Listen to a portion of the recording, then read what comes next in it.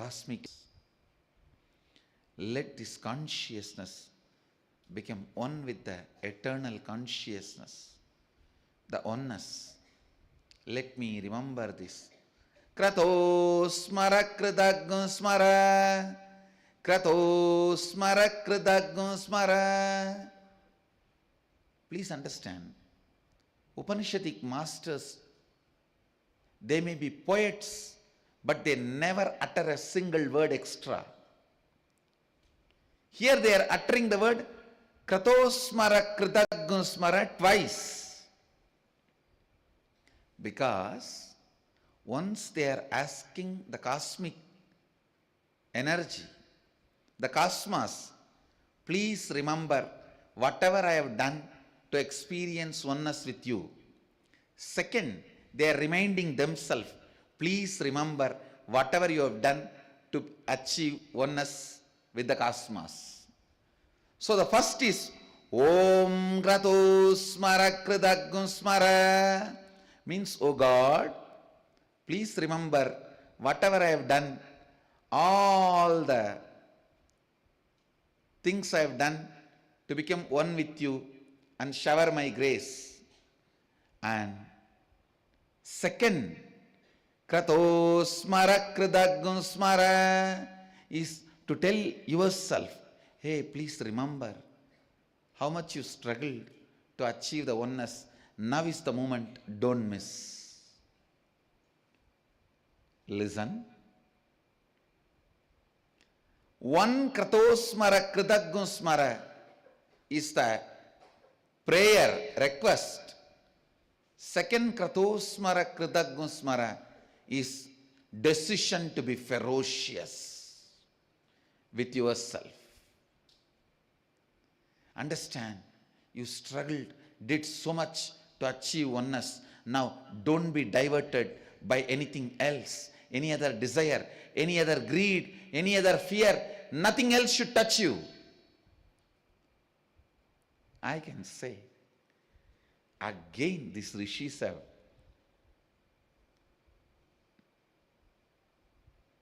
done something extraordinary. If I have to pick up 7 spiritual poetic wonders in all the scriptures available, I'll pick up this as one. Because only an enlightened being who has gone through the last moment knows exactly what will be the last moment problem.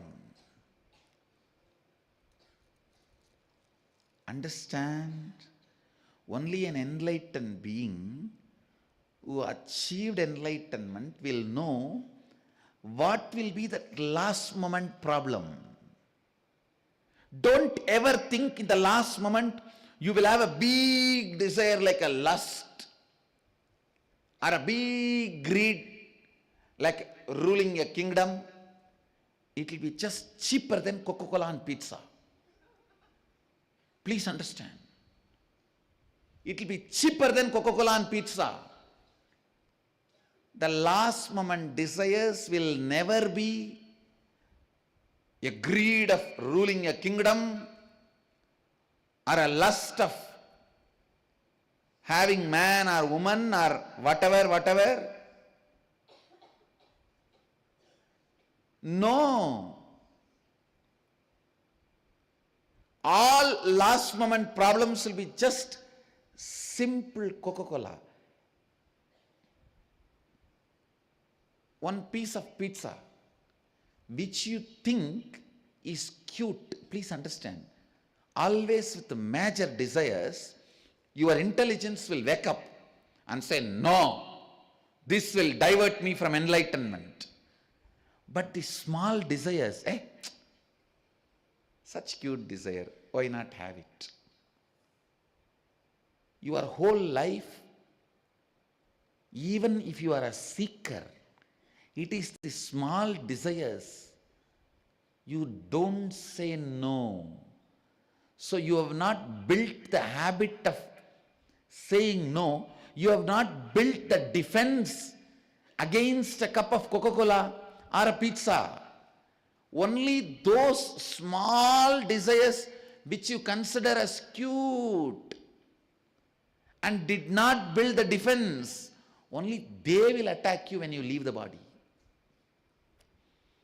I tell you, during the time of leaving the body, the bigger things will never attack you because you would have already built a defense for yourself from them. Stupidly you would have left on small desire. Just want to smoke village BD once, or want to have a jalebi, hot jalebi and khichdi,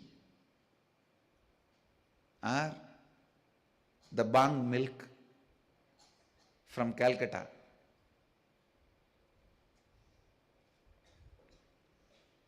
All these were my cute desires which I killed later on. That is why I am repeating exactly, which I built defense very strongly and cleared it and got enlightened. Understand, neither sex nor money or name and fame or a greed to rule kingdoms will not come to you during the last moments, because about all of them you would have already built a defense. For a seeker, the last moment distraction will be just cup of thick curd, a slice of pizza. It will not be anything more, I am telling you, because only those small things you think it is, and you can encourage it and forget to build a defense against them. So when you leave the body, only they will attack you, nothing else. Nothing else. I tell you, I have left the body and seen. I have died. That is why I am telling you what will happen to you when you die. Krato smara kridaggu smara. Krato smara kridaggu smara. I have done this. That is why I am telling you what will happen. Don't allow even one incompletion without completing it, without building a completion wall, without completing it. I used to think that when Raghupati Yogi gave me the BD, I did not pick up and smoke. That's why my enlightenment got delayed. My enlightenment is getting delayed before enlightenment.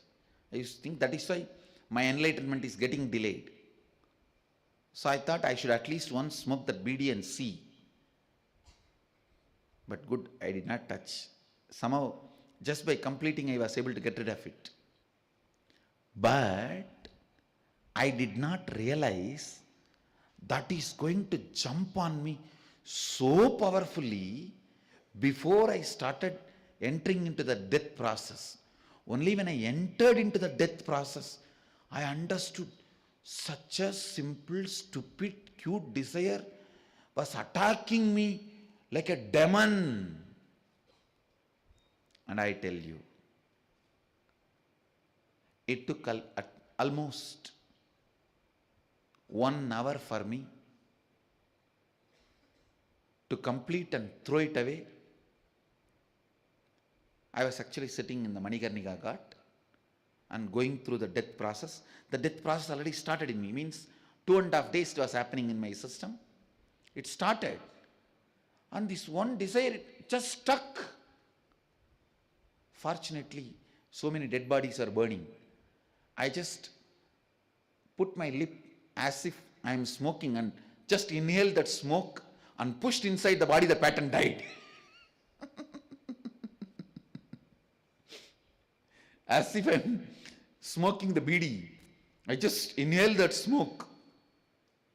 The smoke of that dead bodies burning. It just disappeared. Understand?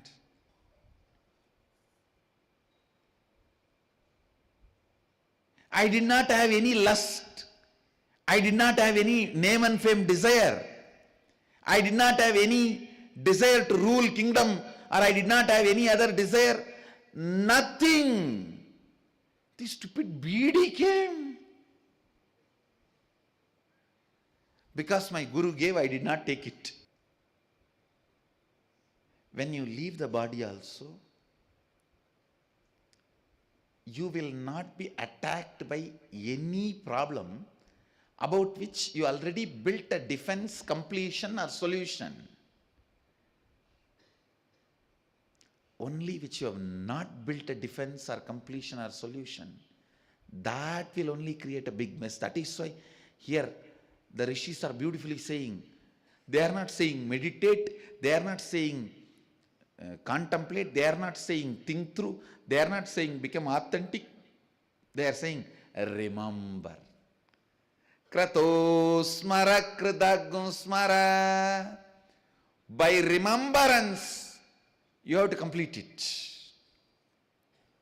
Means you will have to build defense for all the incompletions you have. You can't afford to leave even once. Maybe a desire to have mavadu and curd rice, or the whole Andhra gongura chutney, the whole southern Tamil Nadu paratha. It will all be too small. By remembrance, you should be able to throw it.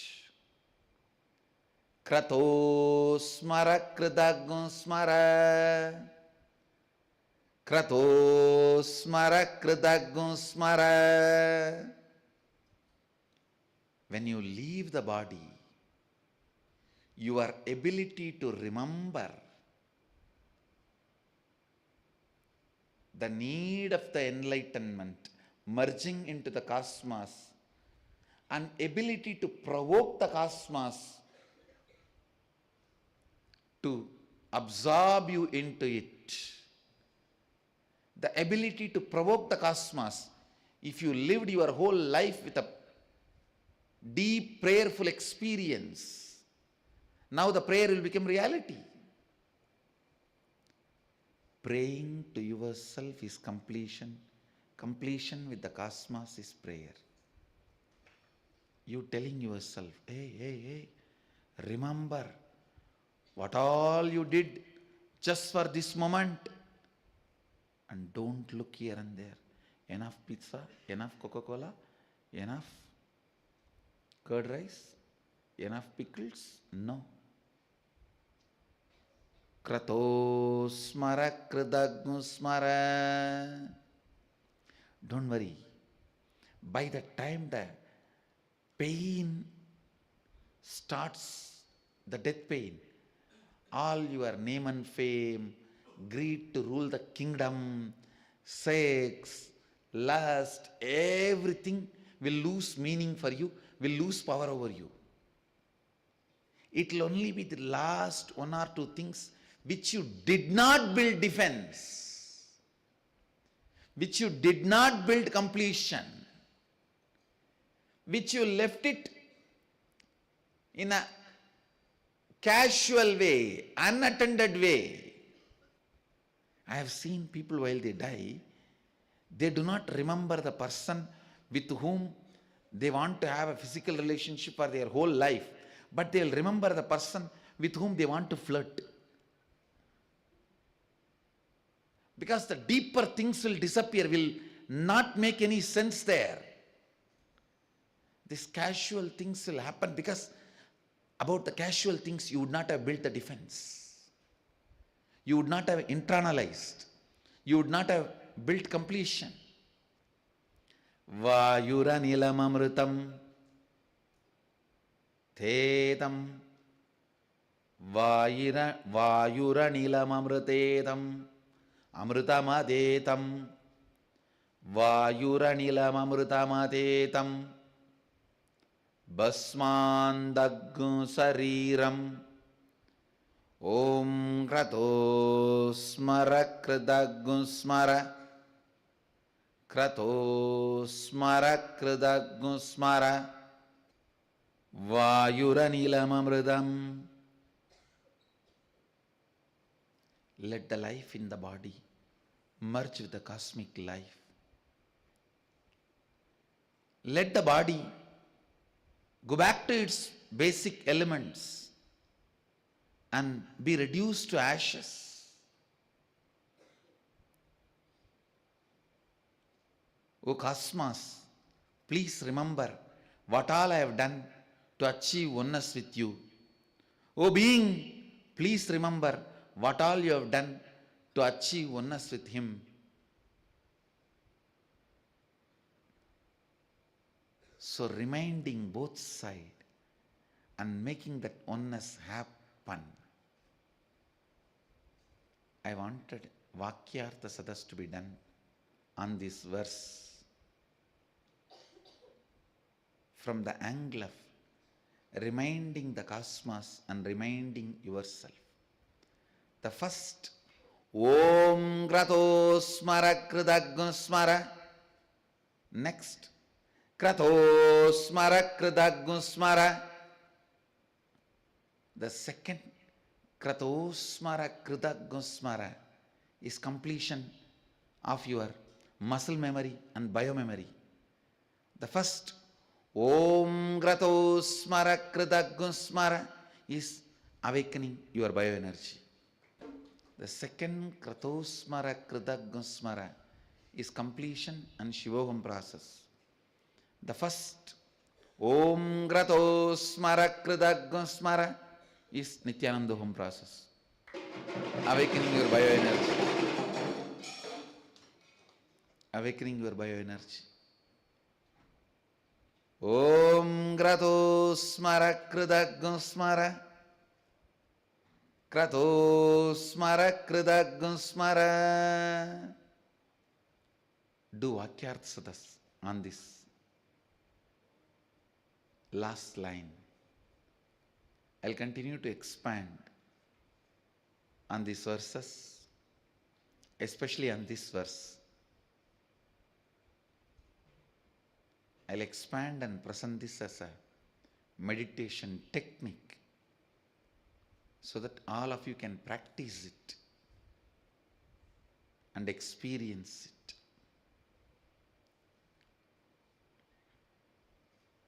Now,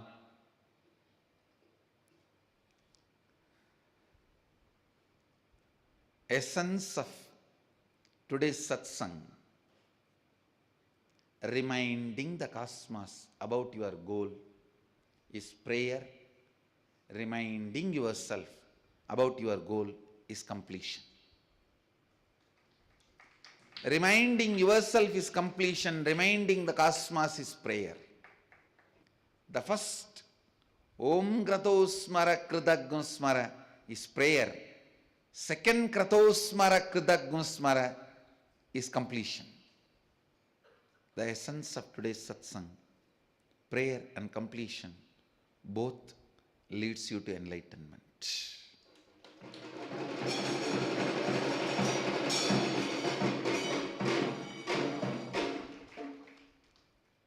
Nobody can do wonders with words in such a poetic way more than our Upanishadic rishis. So,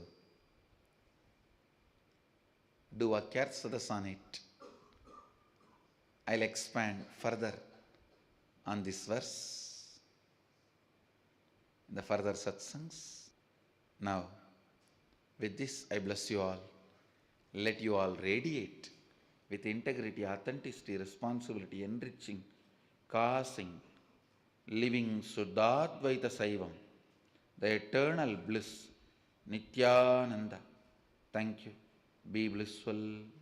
Nityananda Dhyana Peetam, Nityananda Nagar, off Mysore Road, Bidadi, Bengaluru. Phone 08027279999. www.nityananda.org, www.youtube.com/lifeblissfoundation.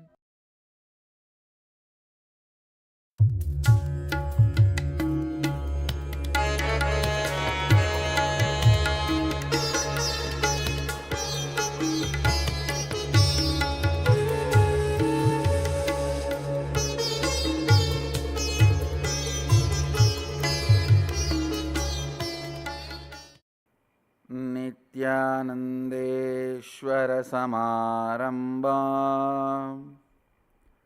नित्यानन्देश्वरि मध्यमाम् अस्मदाचार्यपर्यन्ताम् वन्दे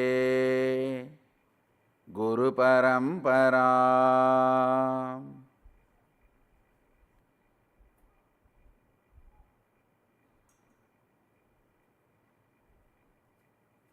I welcome all of you with my love and respects. I welcome all the participants who are here for this Kalpataru program. I'll directly give you conclusions. I don't want to waste your time. I don't want to waste your time in giving you unnecessary statements, unnecessary concepts, unnecessary ideas. I'll give you direct conclusions. Understand? Physiology of reality.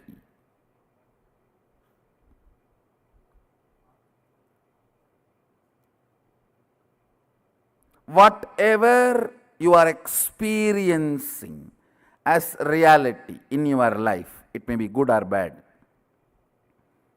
It may be poverty or wealth.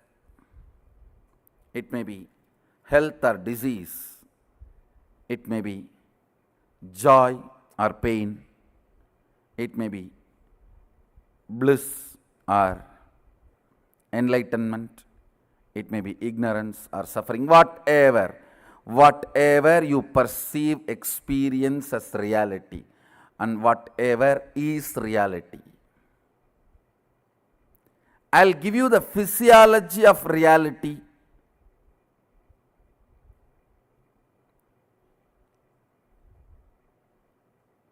The moment you know the physiology of reality, you know how to manifest your reality. Understand?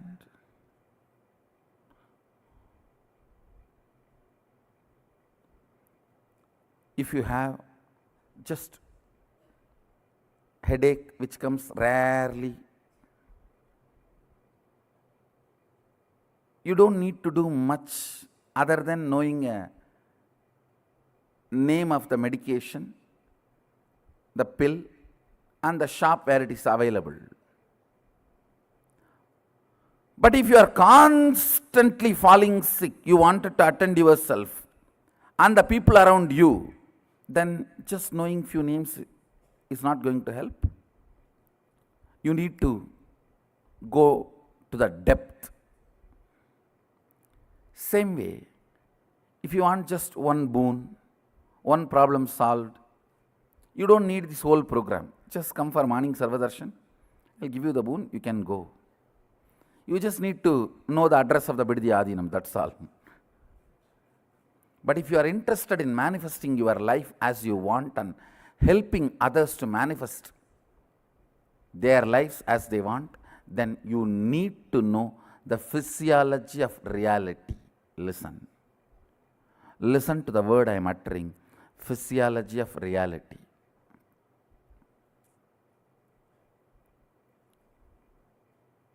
This science, which I am going to share with you now, the conclusions I am going to share with you now are from Agamas. Sadashiva gave Vedas to Brahma to create the universe, Agamas to Vishnu to run the universe. Vedas were given to Brahma to create the universe, for creation. Agamas were given to Vishnu to run the universe. The science which I am going to share with you, the physiology of reality, is from Vedas and Agamas. Listen to the conclusions. Do not waste your time in non-listening space, because I am not going to spend much time on logically convincing you. I am going to give you straight conclusions.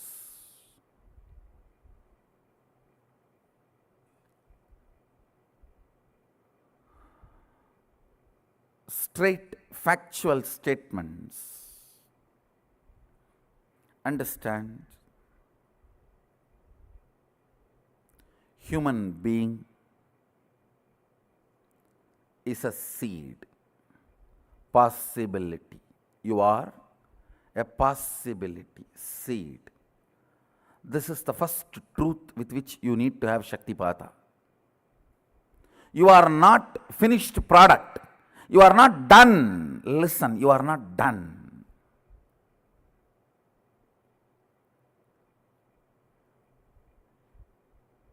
The moment you come to the idea, you are done.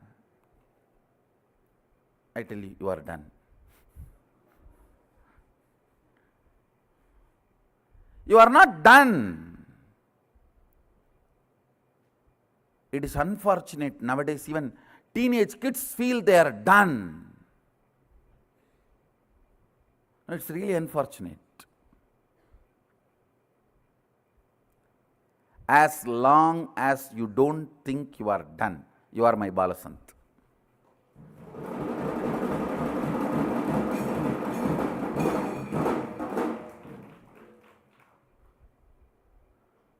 You are a seed. Understand? This is too important idea, truth, you need to imbibe. In India, please understand, because I am living, meeting millions of people, I am telling you, a woman, the moment she gets married, she feels she is done. Man, the moment he gets job, he feels he is done.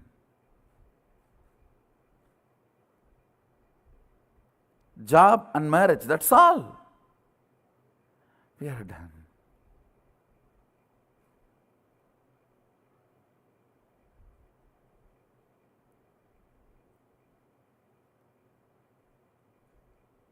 For different people, different time, different goal, you feel you are done. Understand?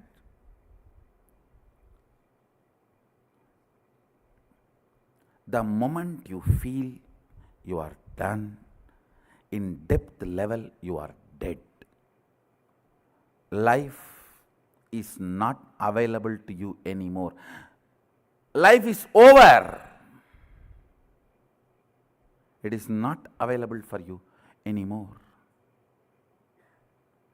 Do not do this one crime to yourself, that idea you are done. No. You are a seed. Continuously life is possible. Even when death comes, be very clear, I am a seed. I am going to see the life.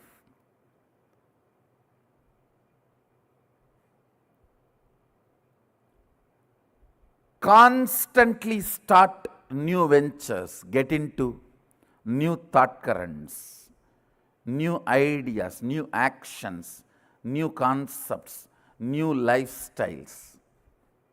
Constantly. Even if it is mistake, it will not be a crime. But if you are not doing anything new, it's a crime. I tell you. Constantly.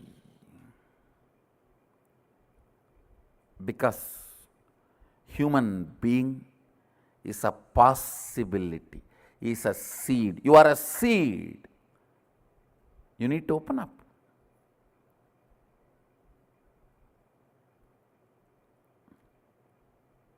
You need to evolve new organs. Please understand. When I utter the word, you need to evolve new organs, I really mean. I'm going to demonstrate it.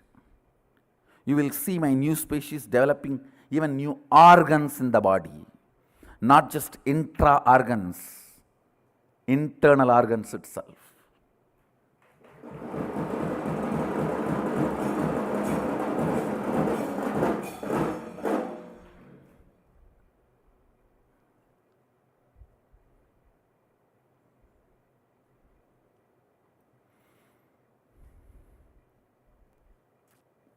You are a great possibility.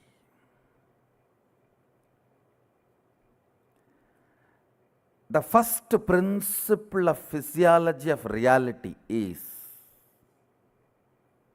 whatever is perceived by you as reality is a great possibility. It is not conclusion. If you think you have a disease, your reality is poverty, it is not conclusion. Understand? It is not conclusion.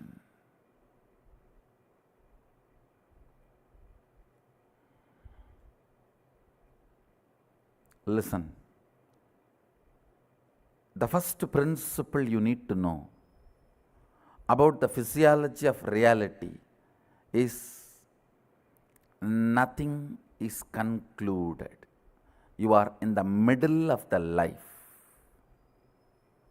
Means there is so much of possibility in front of you. Possibility of the future gives you Shakti to manifest your reality. Understand?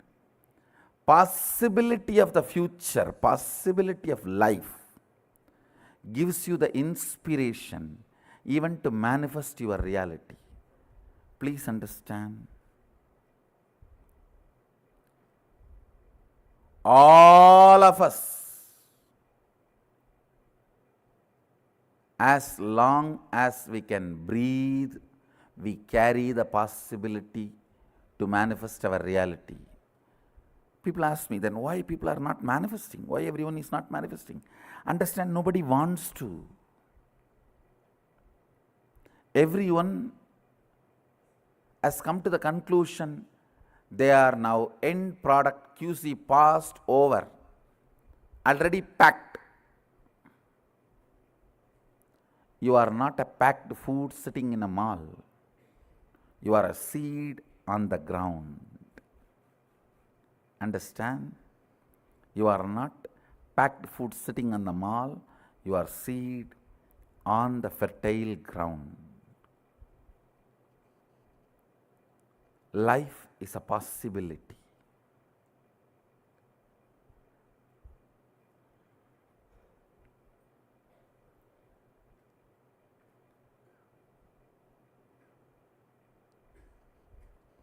All the ideas which comes inside you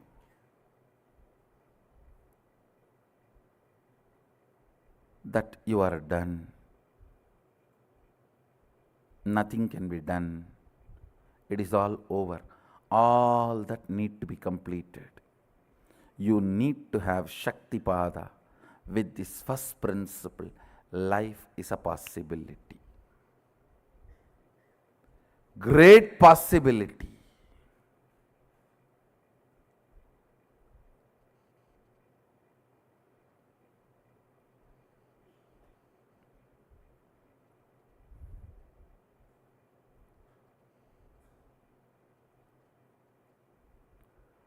Look into yourself and see in how many places you closed the door of possibilities for you.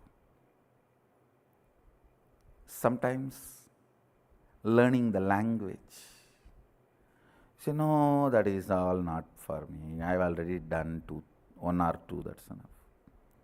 Or learning something like as simple as swimming or cooking. No, no, no. I'm too old for all that. Or things as simple as just grooming yourself to look decent and presentable. What is there? I am already married. Marriage is not a crime that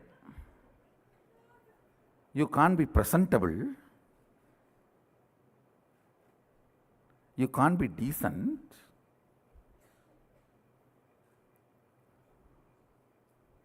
Now in India you can see this, hear this very commonly.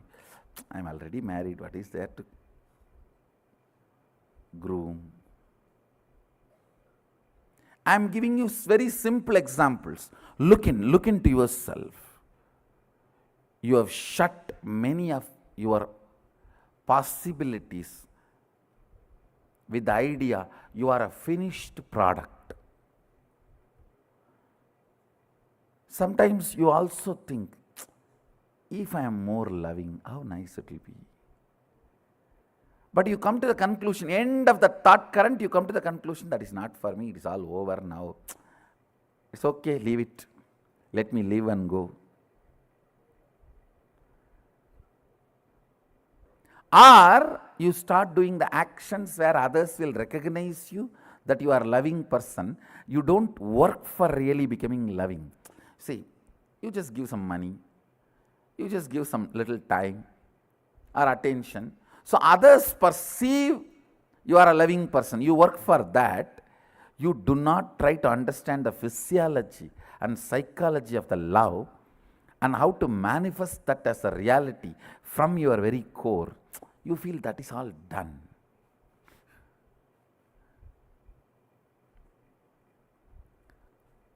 Once I was teaching about the science of what you want and what you believe. What you want, you will never manifest. What you believe as you will manifest only that. One fellow came and told me, oh, I believe all only negative things. My life is done. No, listen. When I am giving you this science, I want you to understand you have a possibility even to change your belief. I am not here to tell you about doomsday. No.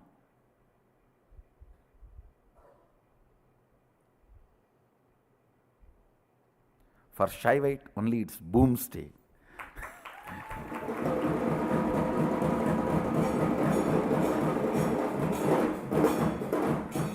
There's no doomsday, don't worry. There's no doomsday for Shaivites.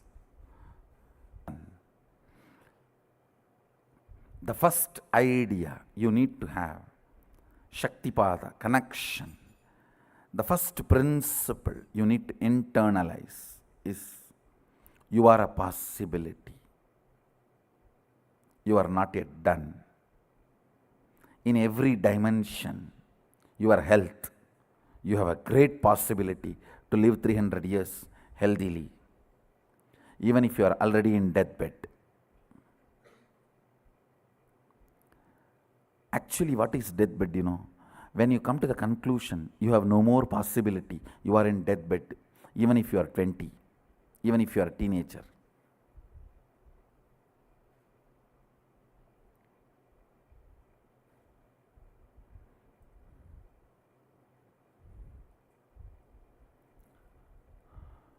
Whether it is a health or wealth or love or relationships or completion, peace, enlightenment, or power manifestation.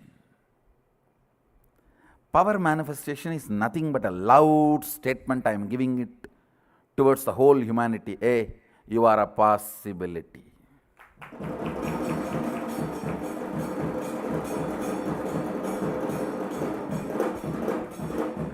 Power manifestation is a statement I am giving it towards the humanity. You are a possibility.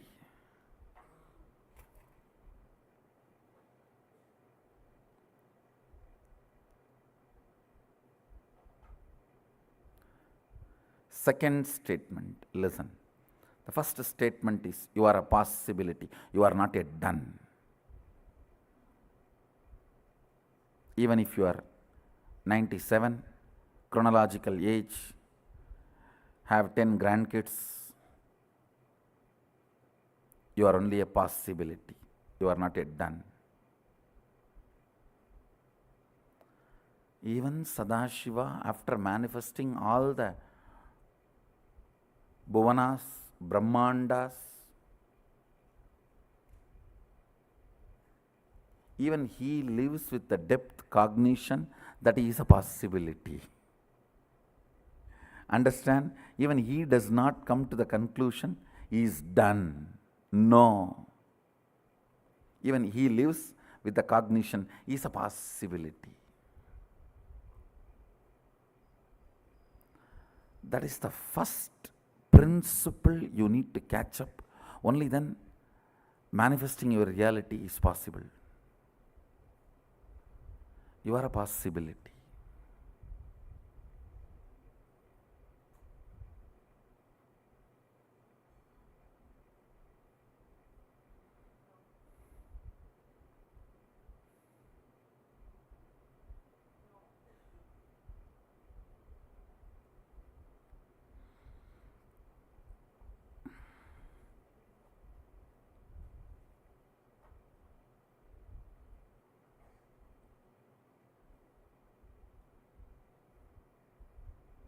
The second statement. Listen to the second statement. All impossibilities you perceive as your patterns, restrictive thought currents,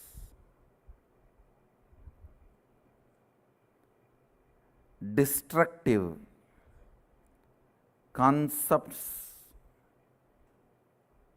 the patterns you carry, the samskaras you carry, thought currents you cherish, which are restrictive, destructive,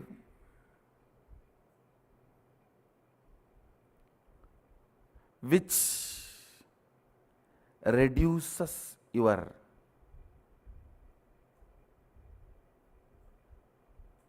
power manifestation. All of them are dead. Please listen. Listen to the second statement. I'll give you example. If you think, I want to get up in the morning and do yoga and build my body, but my laziness, you see, morning, any alarm cannot wake me up. If you think you have that lazy pattern which is restricting your possibility, or that boredom, I really want to learn French, but you see, I am tired and bored, I don't know when I will open the book and when I want to learn. I really want to learn English, but I cannot stand reading one statement and one sentence. If you think all these patterns are torturing you, listen carefully. The good news is all your patterns are dead. But the person who needs to break the patterns will is alive.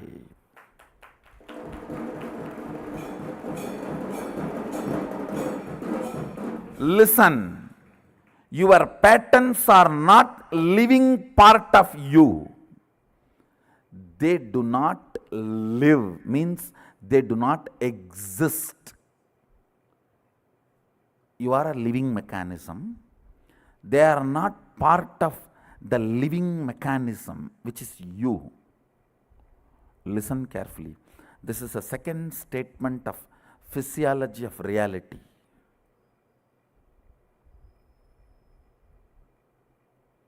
Physiology of this whole reality.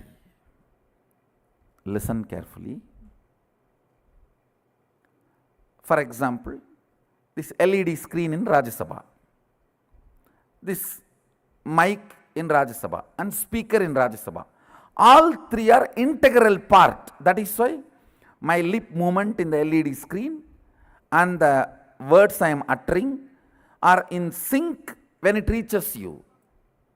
I think it is in sync. They are in sync.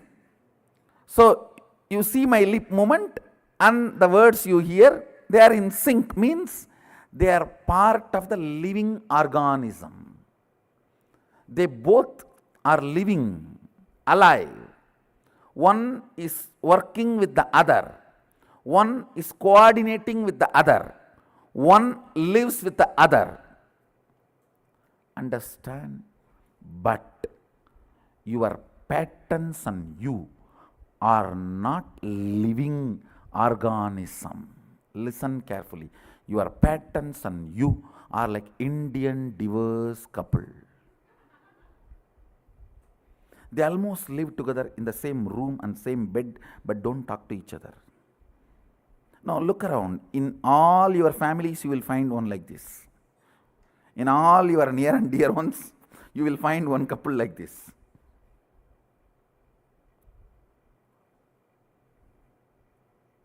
You and your patterns are not living organism in sync with each other.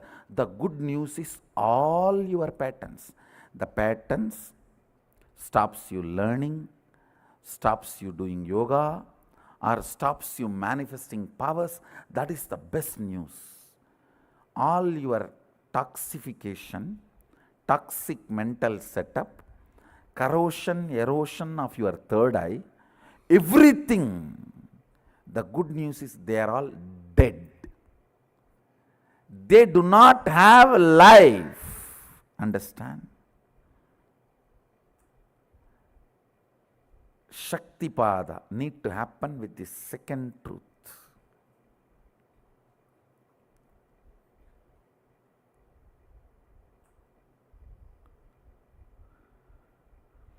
When Sadashiva gave this science to Devi and Vishnu adopts this science to run the universe, he has divided it as 4 parts for our convenience. These truths I am sharing with you all are from the part called Vidyapada. Listen to this principle very carefully. It can liberate you once for all from tons of the internal and intra confusions and conflicts with which you are stuck. I tell you, 90% of the problems are inside. The remaining 10% does not exist.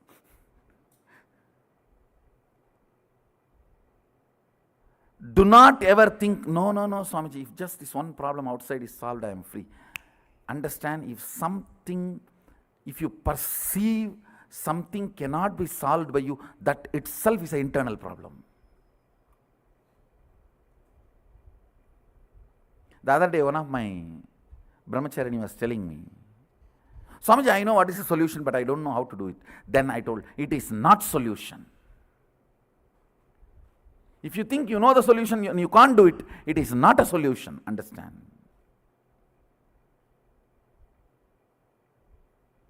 Same way, as long as you perceive problem, it's a problem inside.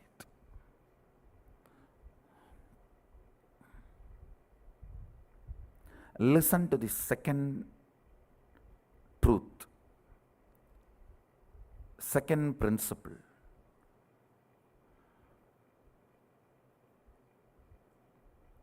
Everything you think stops you,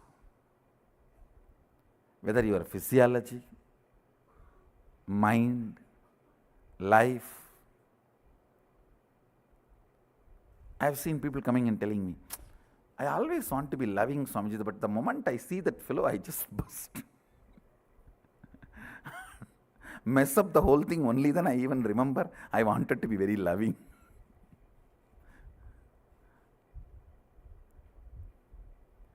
I really want to wake up and do yoga and build the body, but only after morning 10 o'clock I even understand the world exists.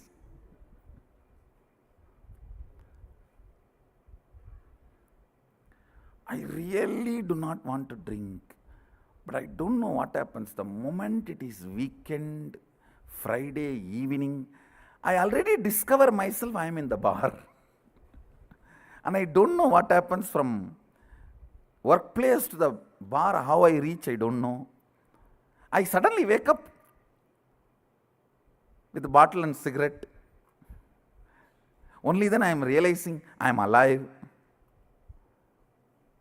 Whatever may be the pattern, please understand, they are dead. They do not have life. They get life only when your will supports it. A dead body gets life if your soul enters into it. If you decide your soul will not enter into the dead body cannot create mess in your life. Maybe your soul is convinced by the dead body, that body will be really comfortable place for you to live. Listen, listen.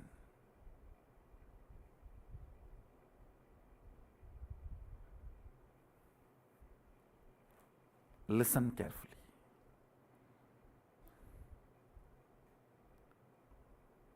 The second principle is too important. Life do not exist for all your incompletions and patterns. It can be as powerful as womanizing and drugging and whatever patterns you may think, or cheating, constant lying, or even if you are a lawyer, your patterns are dead.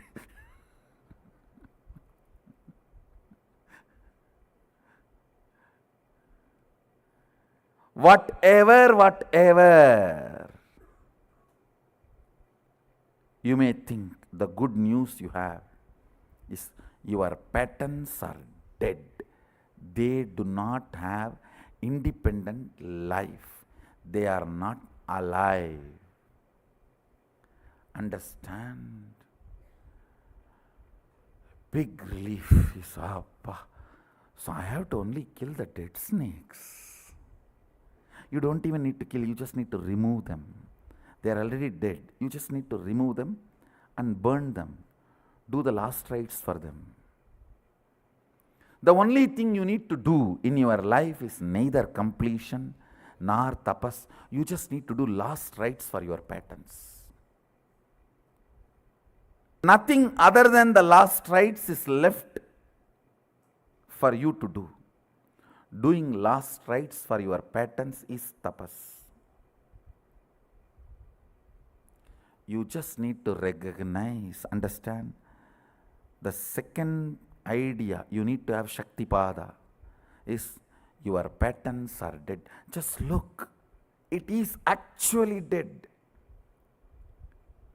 Till your will supports, it cannot have power over you. It can be as complicated as phobias.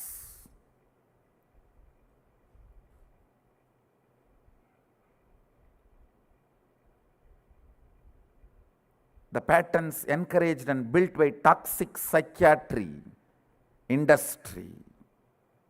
Understand the word I am uttering. Toxic psychiatry industry. Above 80% of the students in the US university campuses are under the control of the legalized toxic psychiatry industry. God. They harm human beings 1,000 times more than any illegal drugs.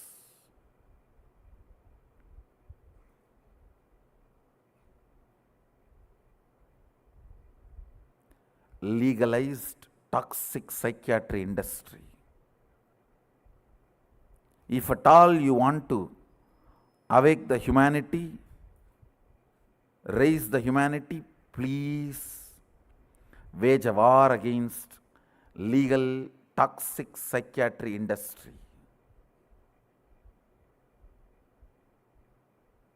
That is much, much worse than illegal drugs. I am not supporting illegal drugs, understand?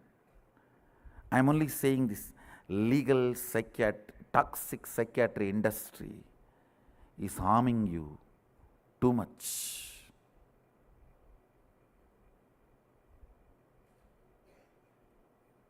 I tell you.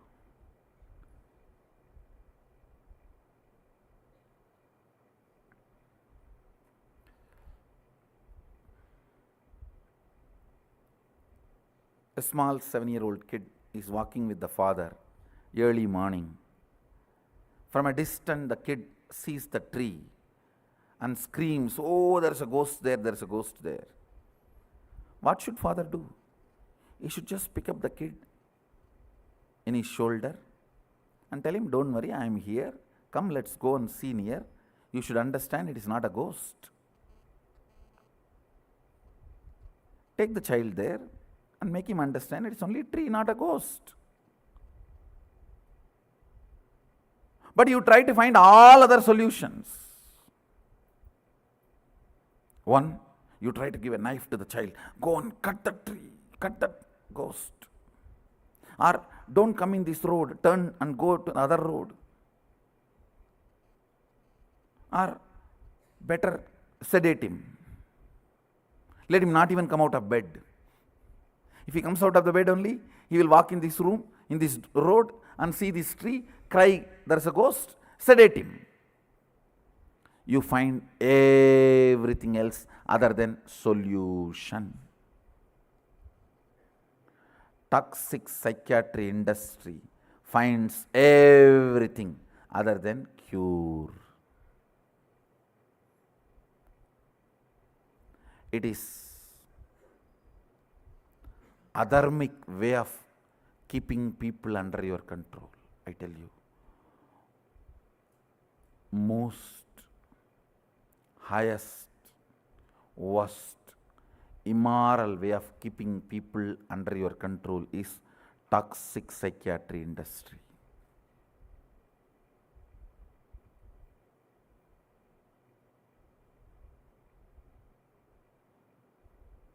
For Indians, it may not be a big problem, as on now. But I am seeing very clearly next 5 years, Indians going through the same. Because it takes only 5 to 10 years anything to come from there to here.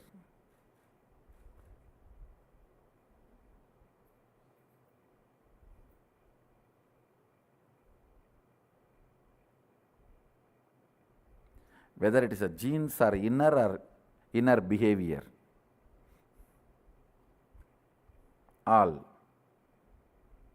When I say all, I mean double meaning, all, A-L-L.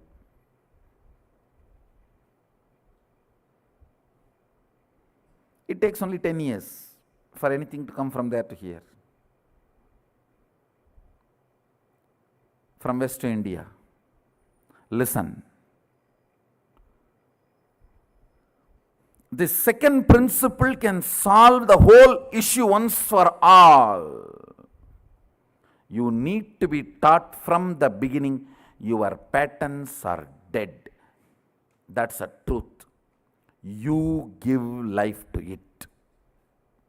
Your will gives life to it, nobody else.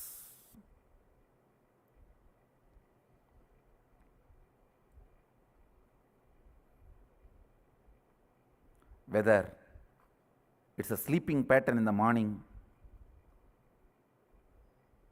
or pattern you can't run your day without your depression medication, or the pattern you can't sleep without your sleeping pills, or the pattern all compulsive thought currents and compulsive actions. Listen. All compulsive thought currents and compulsive actions do not have life of its own.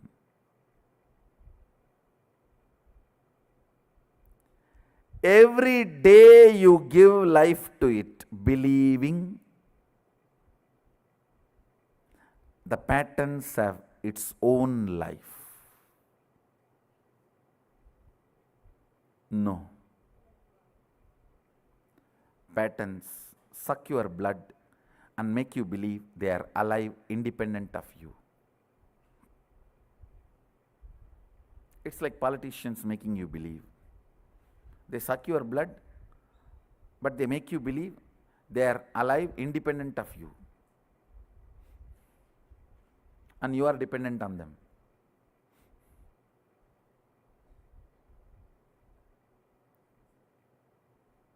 No way, nowhere. Patterns can have independent life.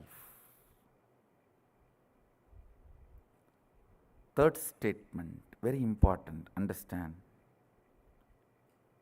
Your will gives life to your patterns. You deciding you will not give life to them anymore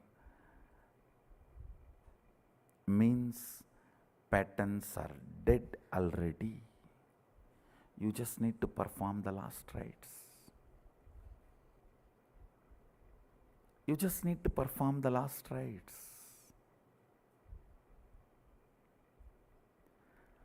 I wanted you to have Shaktipada. Means realizing these three statements. I'll repeat all the three statements. First, listen to all these three statements. Just sit up, and even if you missed in between, went away somewhere for vacation and came back, it's okay. Now listen, just these three. You are a possibility. You are a seed. You are not yet done. Finished product. You are not a finished product. You are only a seed happening, opening and happening. Second, all your patterns you think which stops you, restricts you, puts you in impossibility, stops your growth, manifesting your reality, everything, all of them are dead. They do not have independent life. Third, your will is only life energy, living organism, living mechanism, living principle in you. If your will stops giving life to your patterns, they cannot exist. They just have to leave your intestine along with your kadkapudi. Nothing else.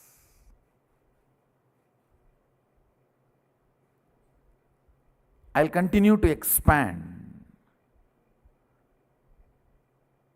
on this physiology of reality and make you all experientially manifest at least one of your reality as example, sample for you. So you can go and start using the same science and technology continuously. So with this, I'll give you a small break.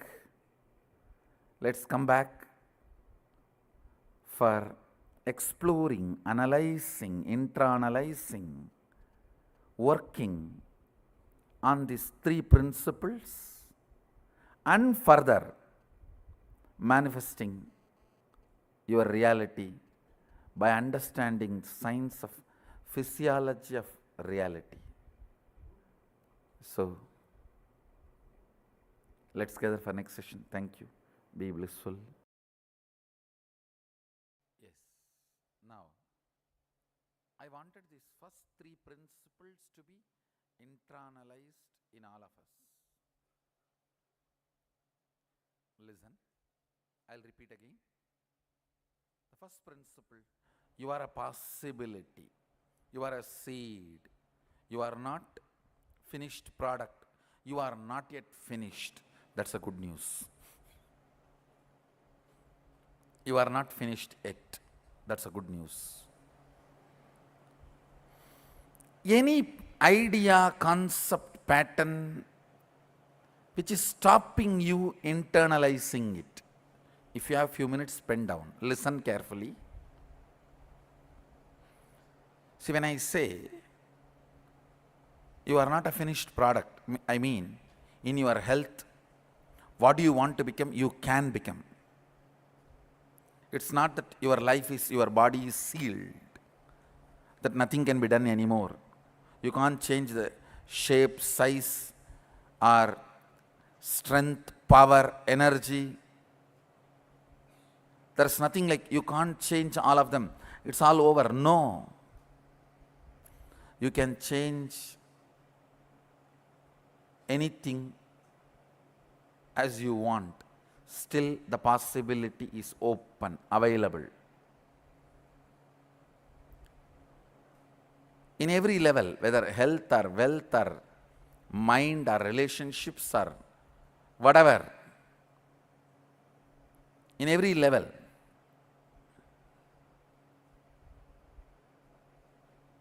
how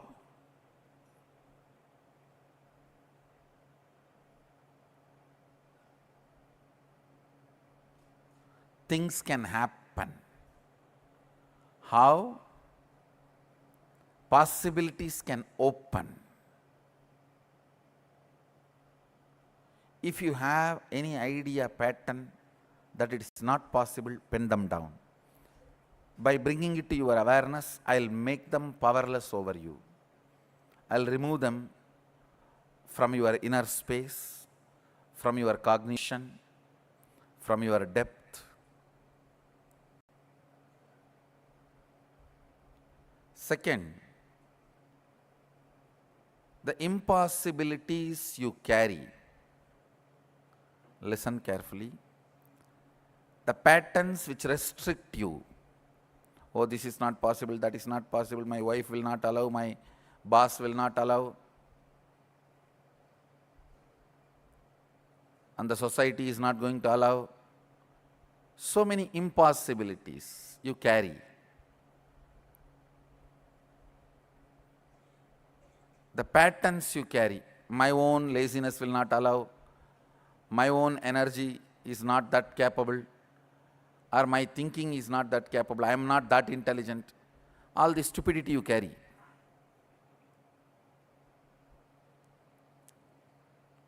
All that. Pen down all the impossible patterns you carry.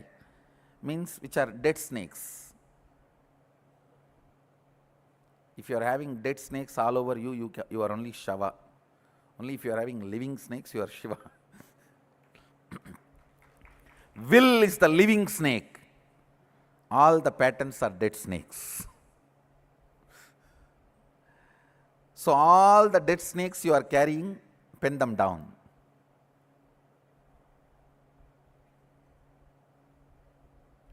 Third, only your will is alive, which can change all the dead patterns. If you pen down just first two exercises, that's enough. You can internalize the third one. Few minutes. Why I am asking you to pen down? Only when you pen down, you will think about it. Otherwise, you will sit and listen like a Bhagavatam.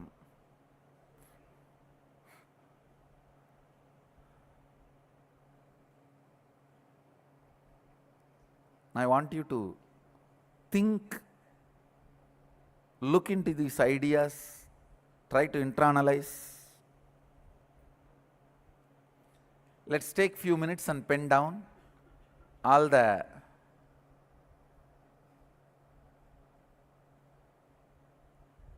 patterns. We also have around 100 and more than 100 cities participating from 60 countries, the whole program live. 115 cities.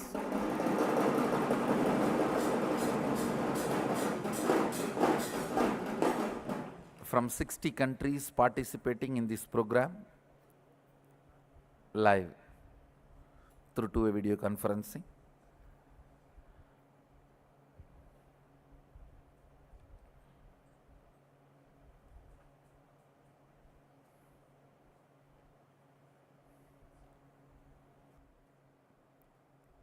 Headache, curing your stomach, healing your stomach pain are as difficult as you think.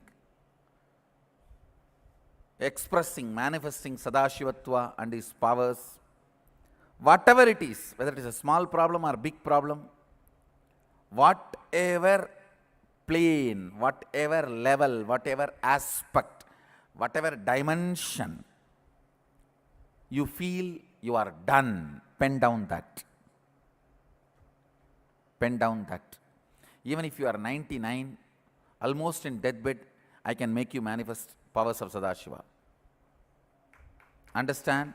No, I am not, no, sorry, please understand, I am not doing any proud claiming or pride claiming or ego claiming. No. I am just stating the fact. It's a simple fact straight away. It's as simple as getting rid of, your problem can be as simple as getting rid of your headache, or as difficult as getting rid of the person who is giving you a headache.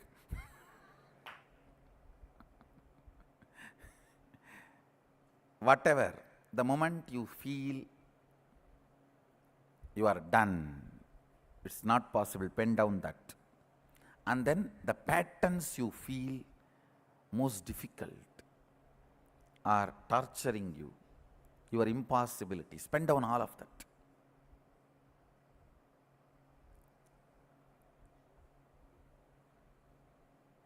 The good news you have is all your patterns, it can be as wild as you can imagine, they are dead.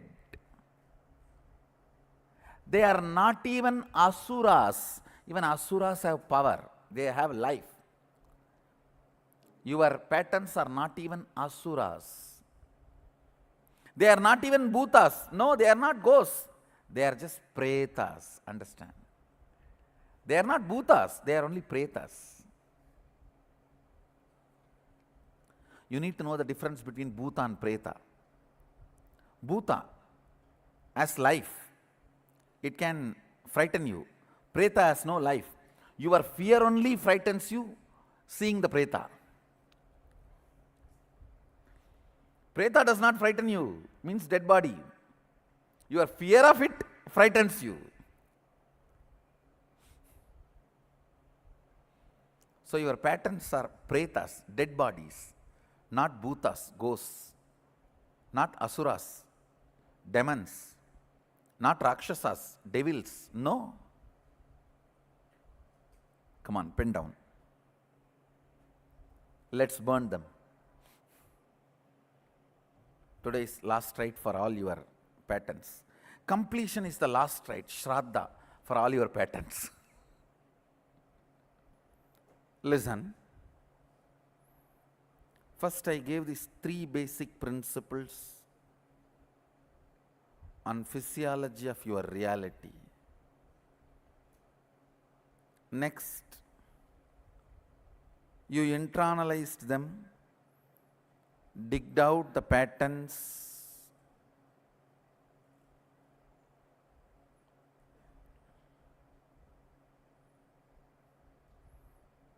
your impossibilities. Now, the third important step, listen. As I told you, your will is the only living mechanism. I should say organism. Your will is the only living organism in your system. Using the will, making all your dead patterns redundant, irrelevant, is what I call completion. Listen. Completion means making your patterns, impossibilities, past thoughts, emotions, patterns, hangovers, residues, incompletions which are sitting in your present and destroying your future, making them irrelevant and redundant to your life because they are already dead. You are now surrounded by dead snakes. Don't be frightened.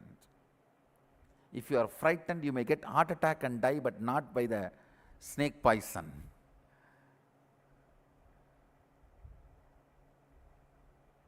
Being surrounded by the dead snakes and having heart attack and dying is the worst way of dying.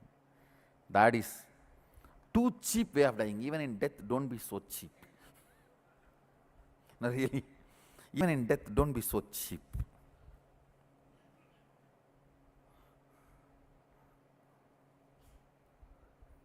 That is like drinking milk and vomiting, and during the vomiting, something gets locked in your throat and dying.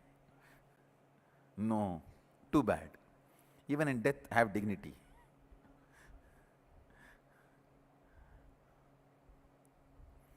Making your already dead patterns.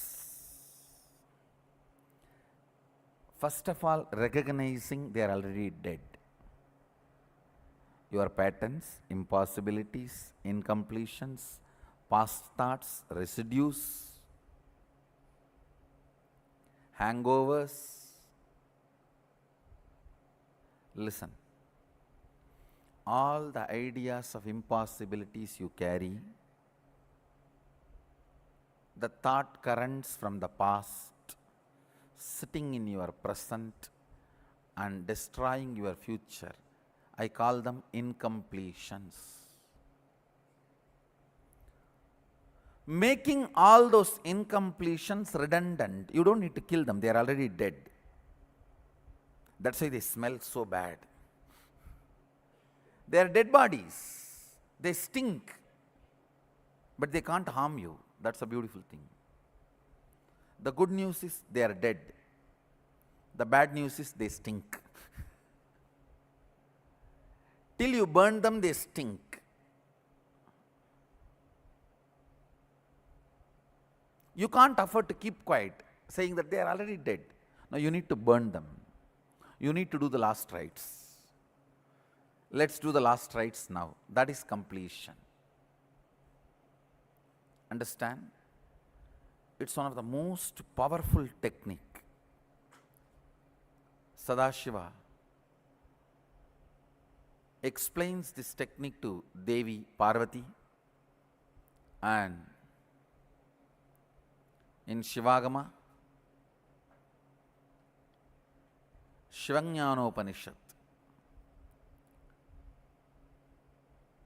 chapter, Shivajnanopanishad chapter, 94th verse, 22nd technique. I'll read out the verse and then explain the technique. Chittat yanta kritir nasti mamantar bhavayet iti vikalpanam apavena vikalpair uchito bhavet. I'll give you the translation. Listen.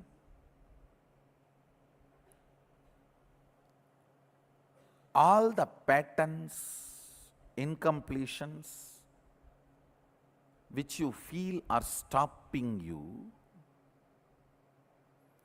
relive them with your will. Reliving means how they are functioning in you. Go in that same circuit and see how, When an impossibility pattern comes up, how you become tired, bored, frustrated. Scream in your shower. Many do that. When you are in your restroom, in your shower, if you suddenly remember impossibility pattern or a person who is embodiment of impossibility in your life, the way you react.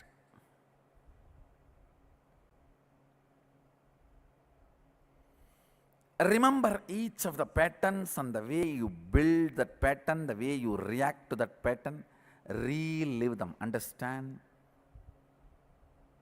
Reliving is not remembering. Remembering means sitting and thinking what happened. Reliving means forgetting the present and getting into that situation and literally like a 5D, like 3D, 4D, 5D, experiencing it. How when you are in shower, if you remember the person, you slap the water.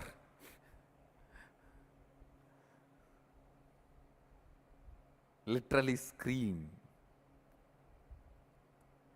Relive, not remember. No. I am not asking you to remember.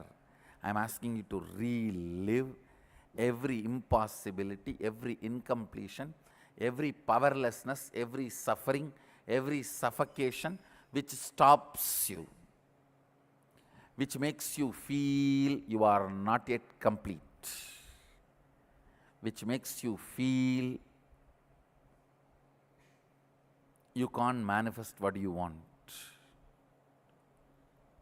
Each of this pattern, just go into that pattern, read what you wrote, go into that pattern, and the same experience, same emotion, relive them consciously. Suddenly you will see they collapse. That impossibility collapses. Means the dead snake is burnt. Your will is the only living mechanism. If you relive all the dead patterns, your will realize your patterns are dead. They do not have life. They were posing as if they have life.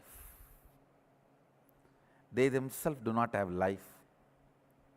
When you relive, this understanding will raise in your system.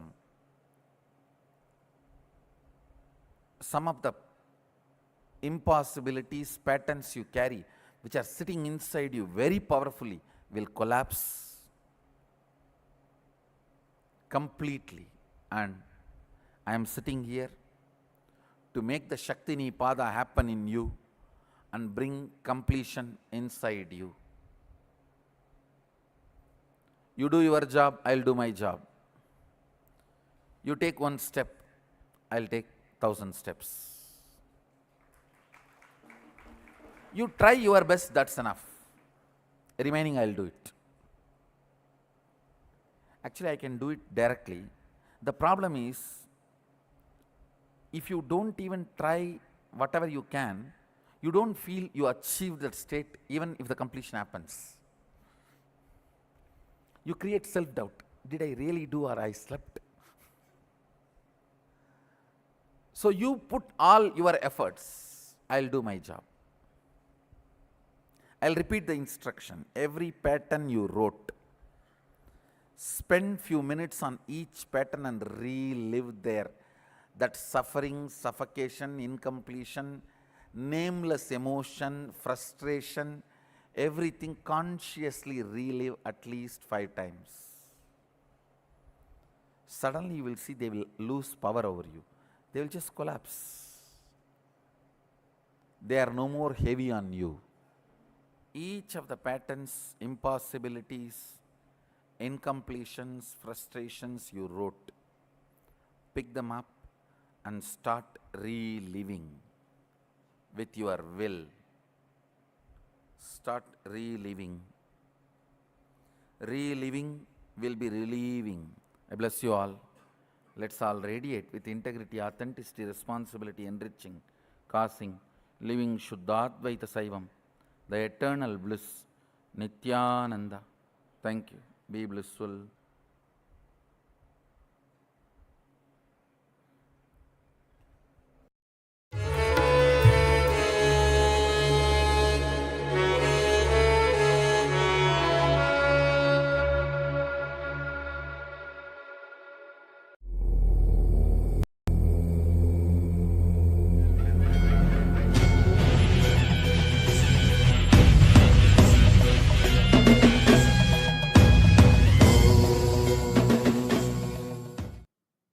Oh. As the ultimate manifestation of Paramashiva Sadashiva Murthy, I bless you all with Paramadvaita. I initiate all the Paramashivoham level 1, level 2, level 3 participants into Nirvana Diksha. Initiation to infuse Turyadita into your being to become Ishvara, owning up to Panchakritya that we create in our lives and be established in Ishvara, the easeness dimension. Tatata. Om. Om. Om. Listen. Creation, sustenance, rejuvenation, pulling out of delusion. When you understand the creation, sustenance, rejuvenation does not happen as you understand. Many things what you call as creation actually is rejuvenation. Many things you call as sustenance is actually rejuvenation. Many things you call as rejuvenation is actually manifestation, srishti of many things. In all these three, creation, maintenance, and rejuvenation, in all these three, various other dimensions are also there. Realizing that is getting out of delusion. Manifests as liberation. Focus on your first person. You will see how the creation as a multiple components, sustenance as multiple components, rejuvenation as multiple components, you will realize how you come out of delusion just by understanding it, and you will experience liberation. I am repeating. Focusing on the source of your first person, you will realize the way you generate. For generating, how you rejuvenate, how you sustain, how you sustain for sustaining, how you create and how you rejuvenate, how you rejuvenate and for rejuvenation, how you create and how you sustain. When you understand this deeper nuances, you are liberated from all these three. You are pulled out of this delusion.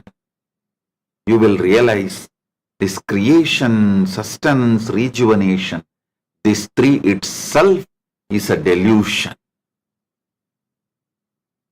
That is what is pulling yourself out of delusion. Then you will experience liberation. Listen. This is the truth, ultimate truth, directly from Paramashiva, from KAILASA. I am revealing this for the first time. So meditate on it. Internalize this. This is Nirvana Diksha. Paramashivasya Sadashivamurte Paramavatare Aham Bhavatah Sarvan Paramatvaita Praptaye Asirvadami. Aham Paramashivoham Ityetasya Pratama Vidiya Tritiya Staranam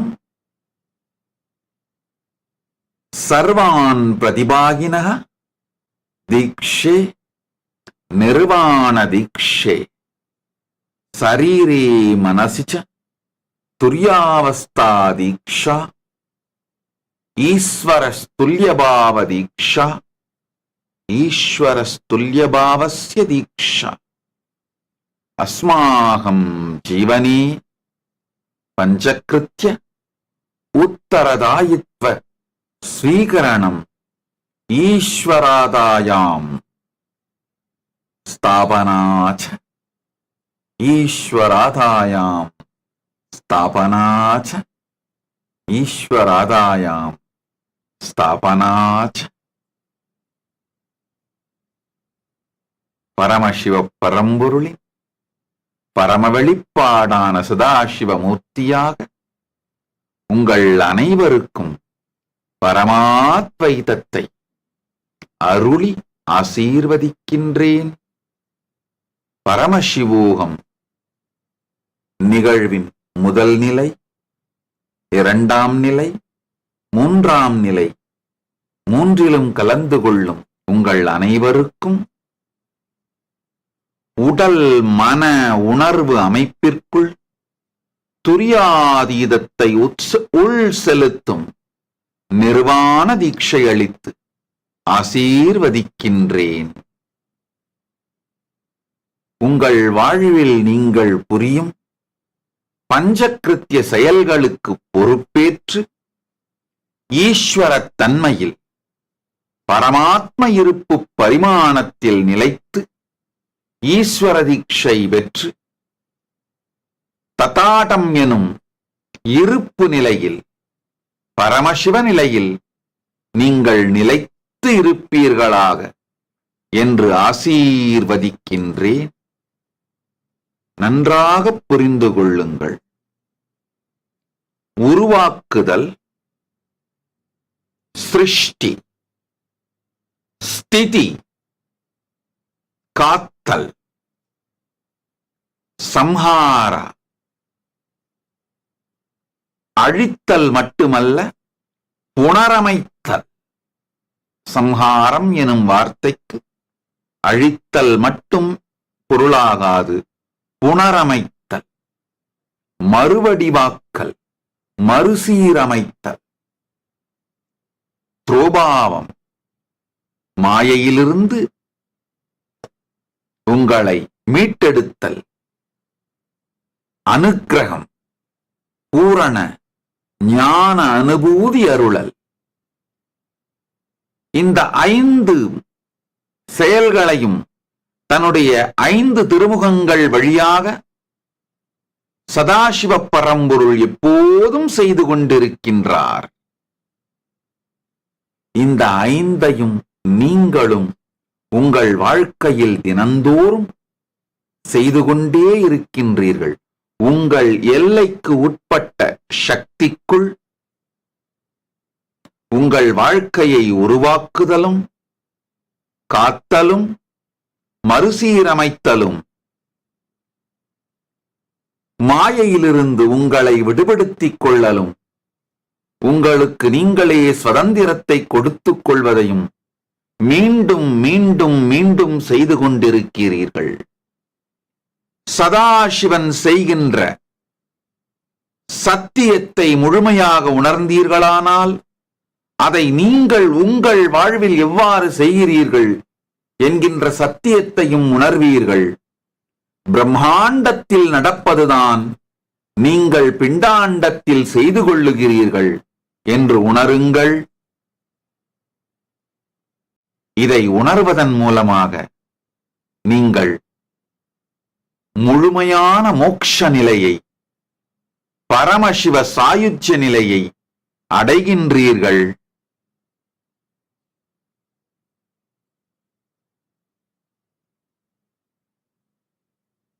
இதுவே நிர்வாண தீட்சையின் சத்தியம். ஓம் ஓம் ஓம்.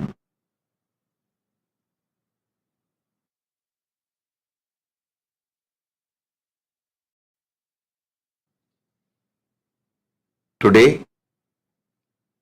is July 4th,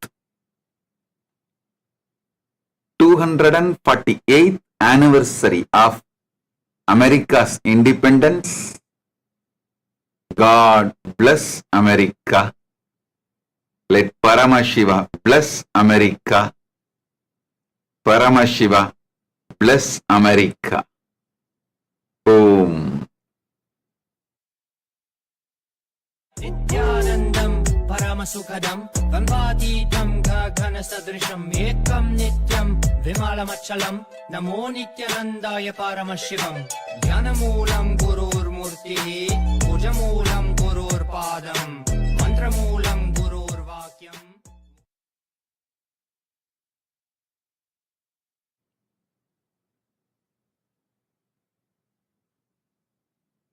Today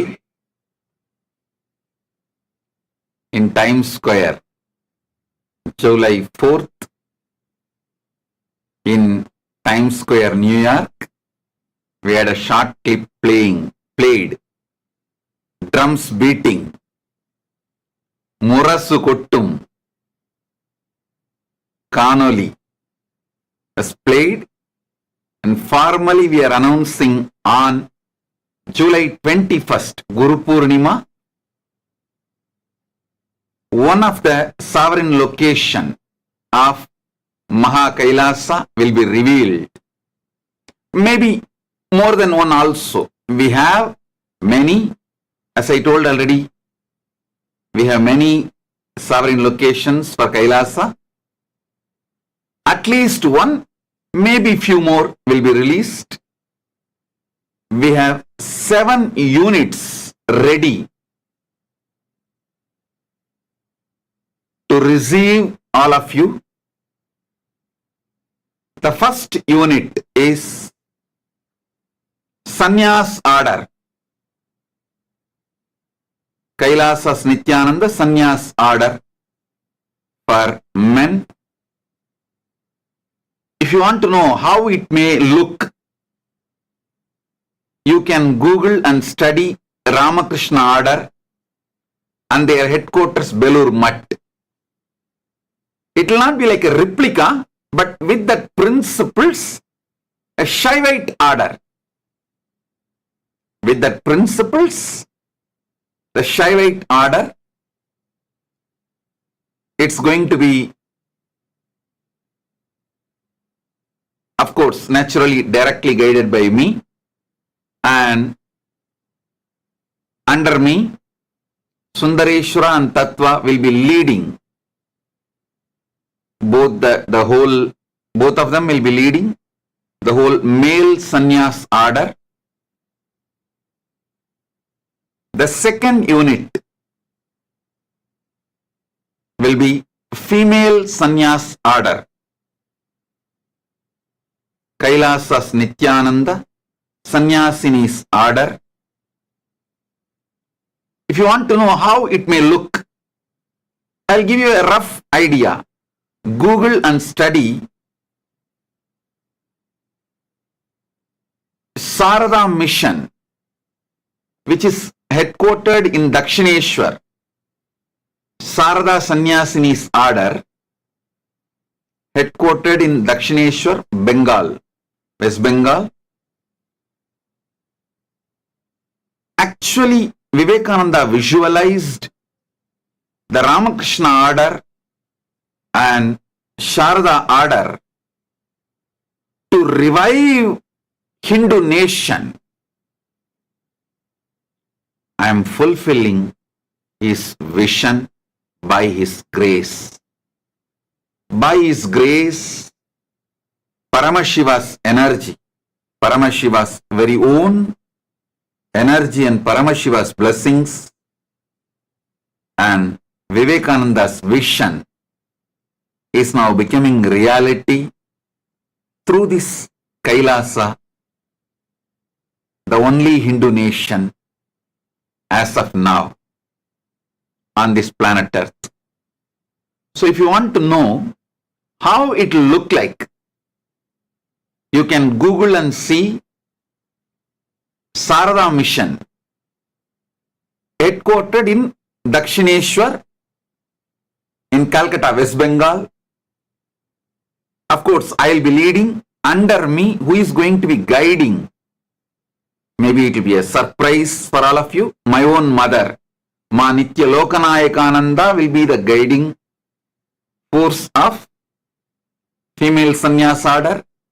She is going to be leading and guiding under my directions. And the third order for Grihasthas. Listen. In this Grihastha order, many things will be part. A large library, university, many of the things, Gurukul, many of the things are going to be part of this Grihastha order. If you want to know how the Grihastha order campus may look, Google and see Arovilla in Pondicherry, Aroville. The Aroville of Pondicherry, Google and see. It will not be like a replica, like a fundamental principles of Aroville, but Shaivite order. So, Aurobindo also visualized that Auroville to be an independent nation. Of course, for various reasons, it did not happen. But what Aurobindo visualized, aspired, with his grace, I am fulfilling. Paramashiva's grace and Aurobindo's blessings and Aurobindo mother's blessings, I am fulfilling their vision. It will be a cashless society. Just like Auroville, Matru Mandir, if you have not Googled, Google and study, it will be a cashless society. Currency will not have any value. People will support each other, help each other. Just the group energy will run it. All education will be free. All food, clothes, medical care, everything will be absolutely free of cost because currency has no value in that zone. In that zone, love, care, Paramashiva's principles, only those things have value.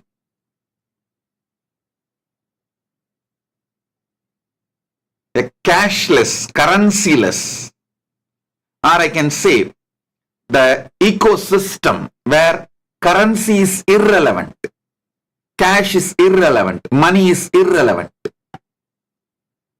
All the food, clothes, shelter, medical care, everything will be absolutely free. And Grihastha order campus is open Open society means you can come, stay for how much ever time you want, and you can go. You can come, stay as long as you want, and you can go back. For example, if you want to come and be there for 6 months, you can come and be there, and you can leave after 6 months. If you want to come and be there for 1 year, you can come and be there for 1 year, then leave. If you want to come and be there for 2 years, you can be there and leave.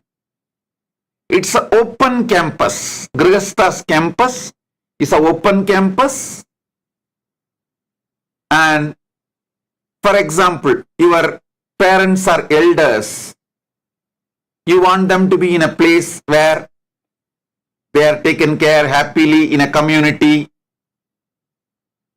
You can bring them and they can be there in that Grihastha's campus, Grihastha order's campus, as long as they want.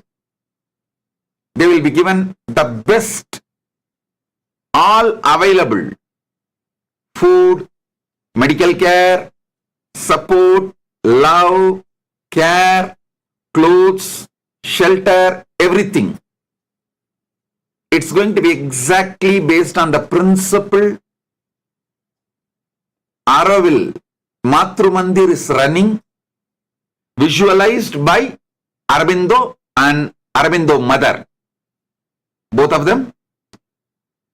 In Shaivite tradition, those basic principles, but with Shaivite tradition, it will be manifested in Kailasa. And the Gurukul, if you want to know how the Gurukul is going to be, go to Mayapur ISKCON Gurukul video. See the Mayapur ISKCON Gurukul video. And there is also one more video, Badrigashram ISKCON Gurukul. Both are ISKCON's Gurukul. Go and see those two videos. That is the rough idea you will get. The same principles, but with a Shaivite tradition. With a Shaivite tradition, our kids may have access to electricity and internet in both their Gurukul. ISKCON Gurukul in Mayapur and ISKCON Gurukul in Badrigashram. They don't use electricity and internet. I'll be adding that to train the kids for this modern way of life. So we can take this Paramashiva's message to the whole world. For that, they may have internet and electricity access, but the more or less the principle and the structure, you can see this ISKCON Gurukul in Mayapur and ISKCON Gurukul in Badrigashram. These two Gurukuls videos you can see, you will have an idea. Then comes Hindu University. It is going to be the campus where not only people can come and study for years, step by step, even the kids who are studying in their regular universities and colleges in countries like USA, UK, Europe, any country, they can come for internship like 6 months, 3 months, 1 year. Come, learn and go. For Nityananda Hindu University, there is no other model. It's a unique model. We are only doing it. It's going to be like kids who graduated from Nityananda Gurukul can also study. New kids also can come and study.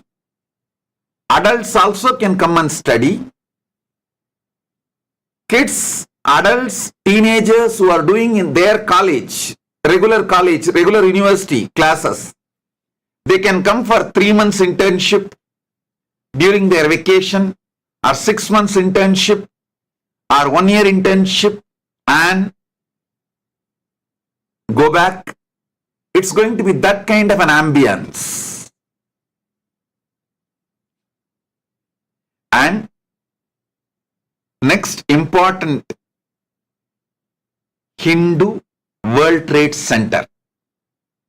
This is going to be, if you want to know how Hindu World Trade Center is going to be, you want to have an opinion, study Singapore. Study Singapore, the principles of Singapore mapped to Hindu principles, Hindu economy principles. That is the way it will be. The Hindu World Trade Center, where people will come, do their businesses, they can stay as long as they want or go back. That is going to be the Hindu economical headquarters. This Hindu World Trade Center is going to fund all the different units of KAILASA.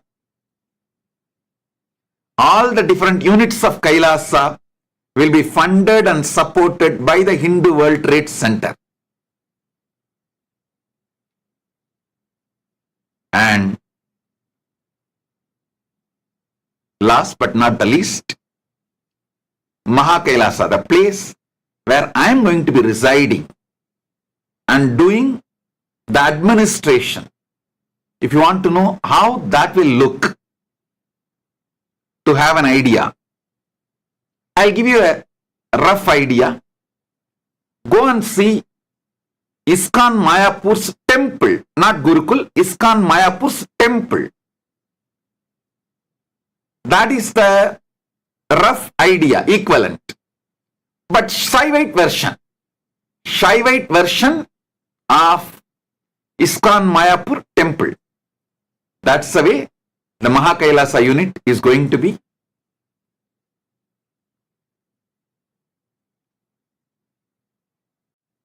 The various units will open at various times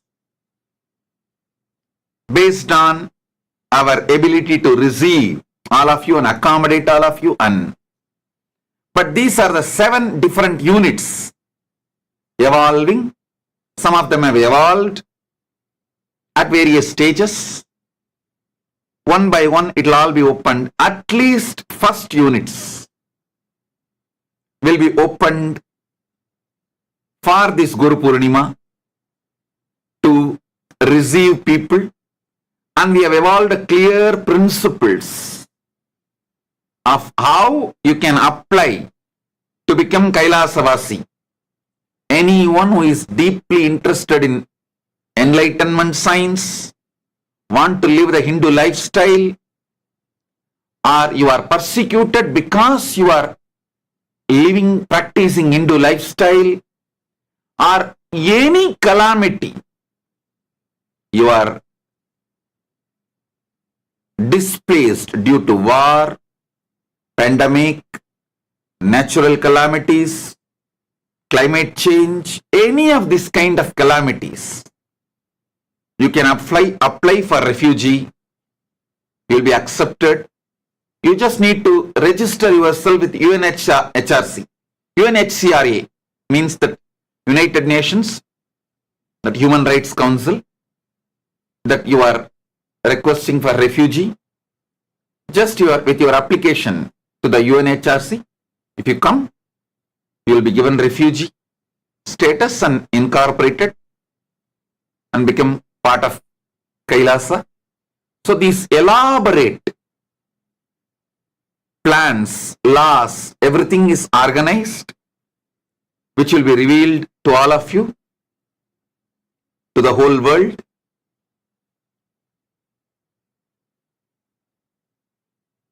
All these 7 units are already functional. The basic core units are already functioning. It's only the expansion and our decision, pros and cons, when to open. And when we open, what amount of people will come inside, and how to accommodate them, accept them, absorb them into our Sanatana Hindu Dharma, the Kailasa's culture. All this is calculated and decisions are made,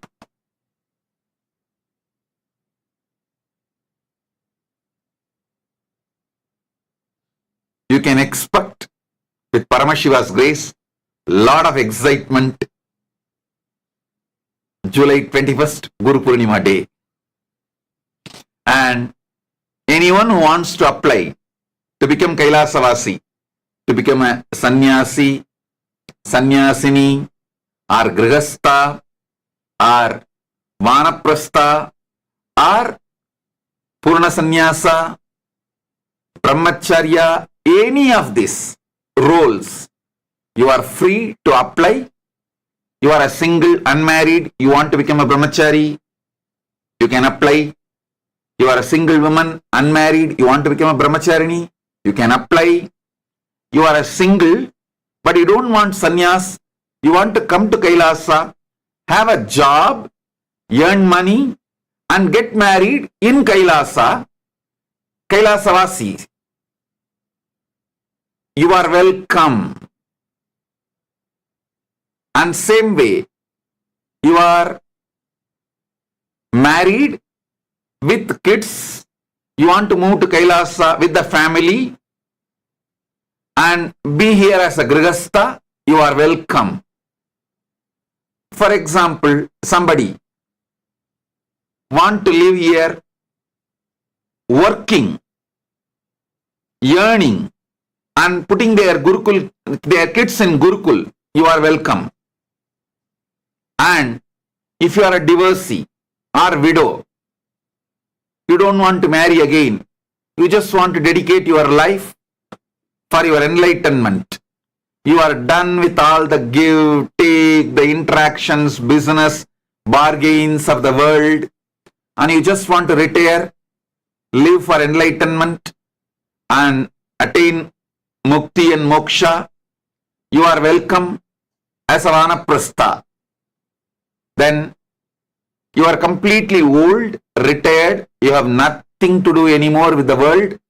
You just want to take sannyas, live your old age for a graceful exit to Paramashiva's feet. You are also welcome. All variety, all category, which I have not mentioned here, also welcome. We have place for everyone. We have place for everyone. We will place you where you fit, where you want to fit. That's the way the whole Kailasa is designed. The whole Kailasa is designed, and various units are also evolved in this way. This is the way the various units are also evolved. Lot more is happening with Paramashiva's grace. It's exciting time for all of us, and more announcements will follow soon.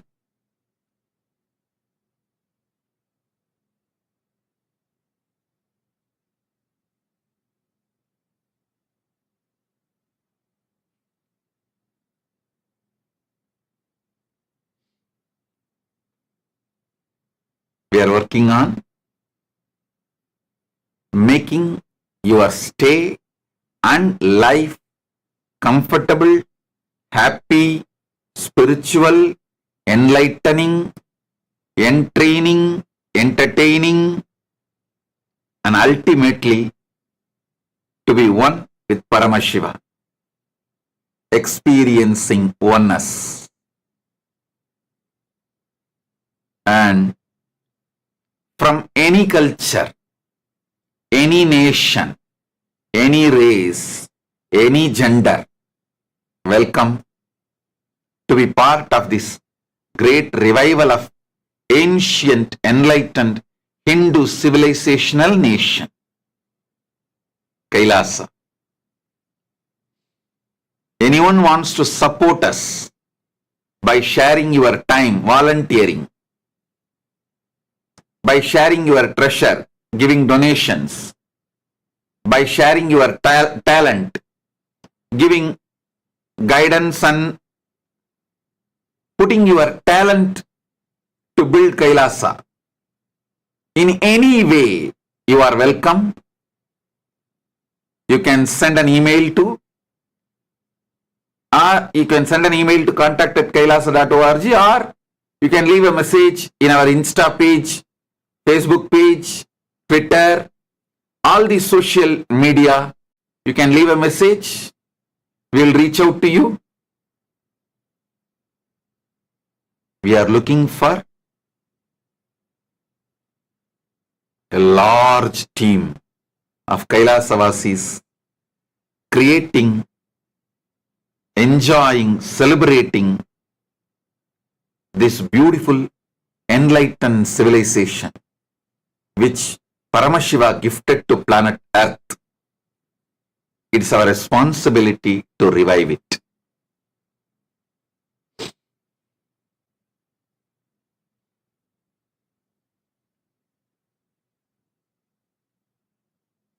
You can leave a message in our Facebook page or YouTube page or Insta page or Twitter about your interests to become Kailasavasi. You will be immediately contacted. There will be demo, introduction session, and then things can be explained directly. You can be part of Kailasa.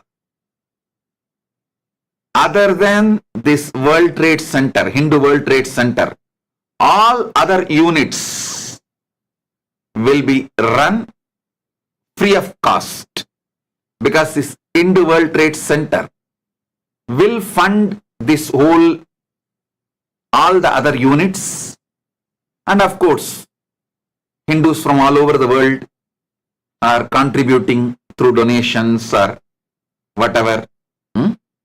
So with that, we will be keeping Kailasa alive, because the whole Kailasa's focus is serve people, serve the world.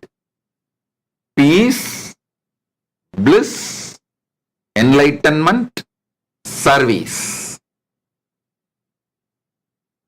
We will bring global peace.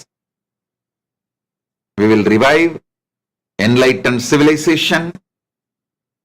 We will bring bliss, and we will make the planet Earth a better place to live.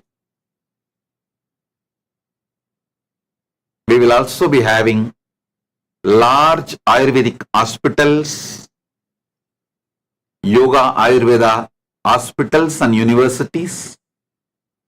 We will also be having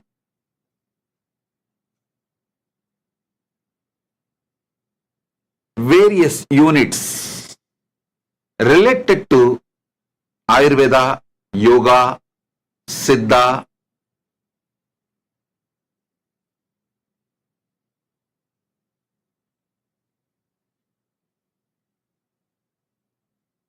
so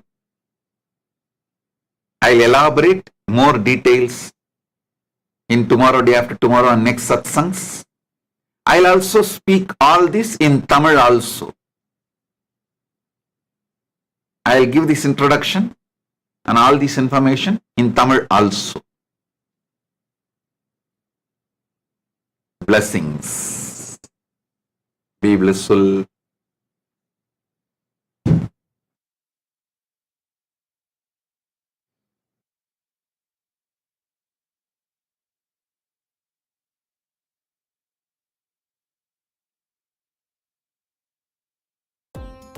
Nityanam, thank you for watching, and if you found the video enlightening, please give it a like, share it with your loved ones, and subscribe to stay connected with us. don't forget to click the bell icon to receive the notifications.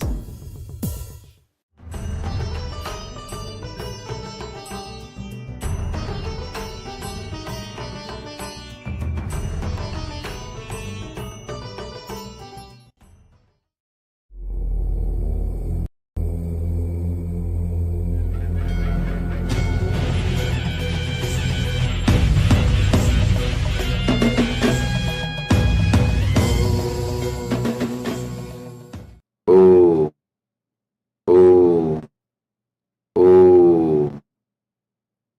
परमशिवस्य महासदाशिवमूर्ते परमावतारे मया भवद्भ्यः सर्वेभ्यः परमाद्वैतस्य आसीदीयते.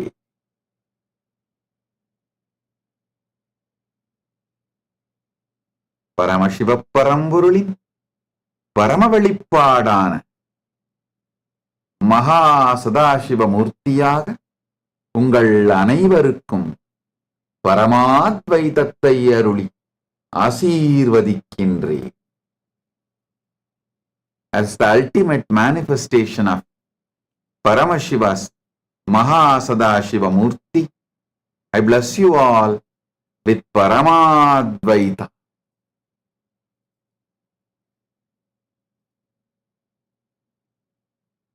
Paramashivoham program level 1, level 2, level 3 for all of you. Today I initiate intense Kundalini awakening. Om, Om, Om.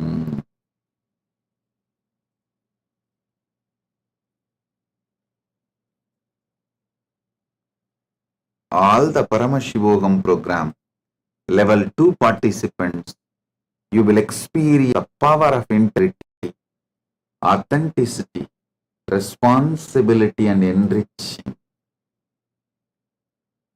All the Paramashivoham program level 3 participants, I shower you all with Paramadvaita, with Paramashiva,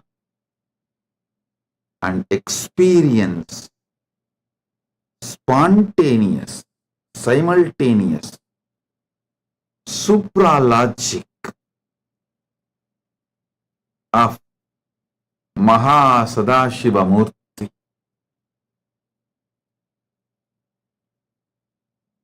You will experience Brahmanda in Pindanda.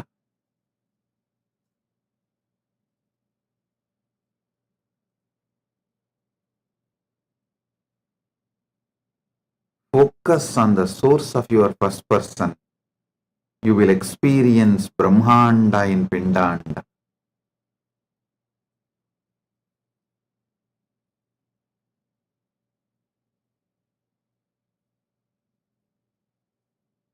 Now I'll initiate all the new Kailasavasis waiting for initiation. Krama Brahmacharya, Apat Sannyasa, Naishtiga Brahmacharya, Gurukul, Grihastha, all the orders and all the Sarvanyapita Yajamans, Sarvanyapita Kartas, Sarvanyapita Adishwars, Sarvanyapita intention, Sarvanyapita manifestors, Sarvanyapita intention, Sarvanyapita manifestors, Sarvanyapita Yajamans, Sarvanyapita Karta manifestors, Sarvanyapita Kartas, Sarvanyapita Ishwar manifestors, and Sarvanyapita Ishwars. My blessings to all of you. All of you listen. Now the biggest subject, talk of the town is, how will Kailasa run without tax? How will Kailasa run without police?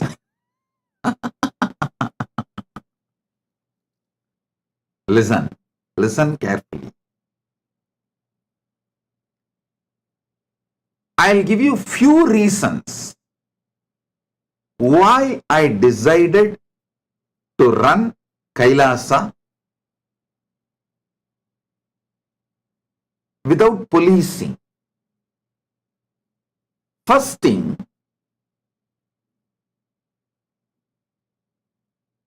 my deep trust on Paramashiva manifesting in me, my Paramashivatva.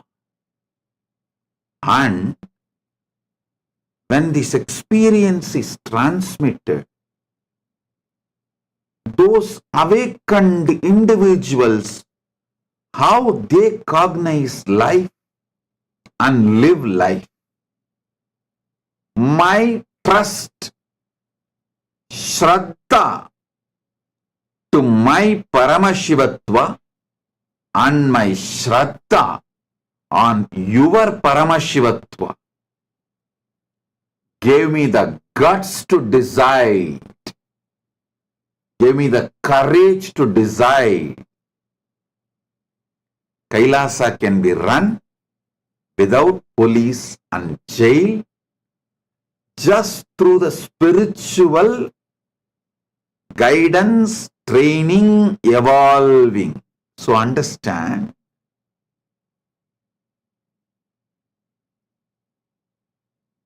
last 40 years,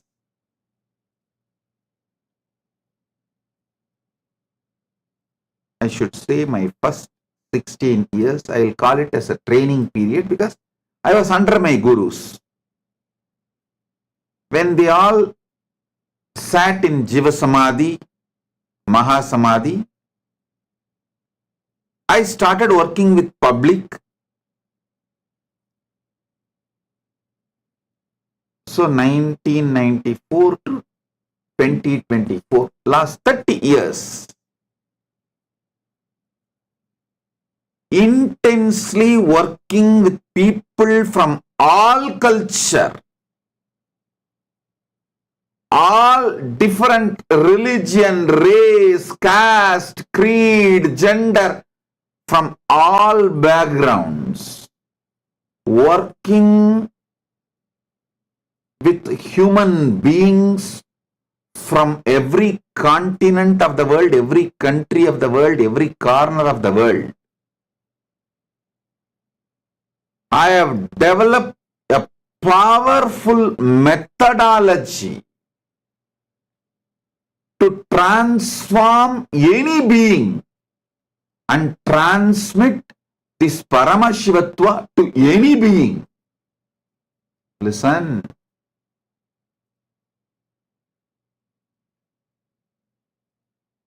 I am 47. Take that first 16 years as a training period. I was under my gurus. After my gurus did my Yoga Pattabhishekam and sat in Samadhi from 1994 to till now, 2024, 30 years, non-stop, continuously, day in and day out, without a single day vacation, focused. My commitment, intense, sincere hard work with human beings gave me guts, courage, strength to trust this great science of Paramashivatva. Shraddha on my Paramashivatva, Shraddha on the system's ability to transmit this experience to any being. When that experience is transmitted, how every being starts operating, an inspired, transformed, excited being. How he works, cognizes himself and operates. After thoroughly studying, I am giving you some of the ultimate truths, conclusions I have arrived. Fundamentally, people are good. Listen, fundamentally, human beings are good. It is the ecosystem in which they are placed in destroys them. So any mess up, mistake, crime, criminal negligence,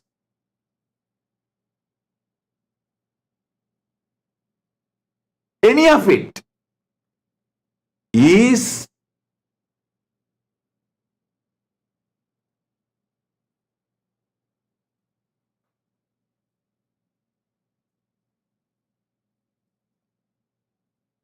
because of the ecosystem.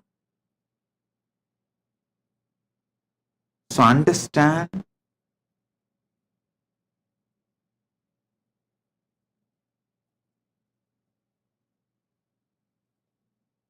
the fundamental truths.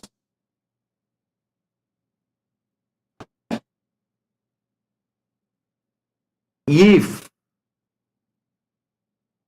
someone sacrifices their time, treasure, talent, creates the positivity, positive ecosystem through the intense tapas, through their competence to transmit this experience to others. Listen.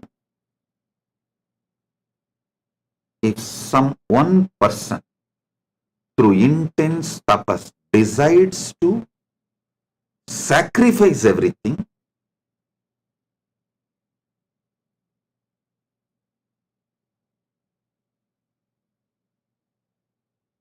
and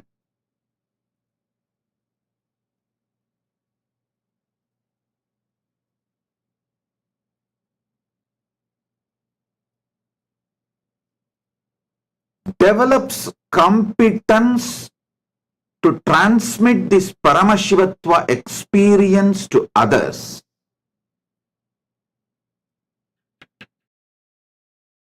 and creates an ecosystem, human beings not only does not need policing, punishments, not only they will be crime free, they will teach the world, set a trend for a crime free community, crime free society. I am repeating. Last 40 years,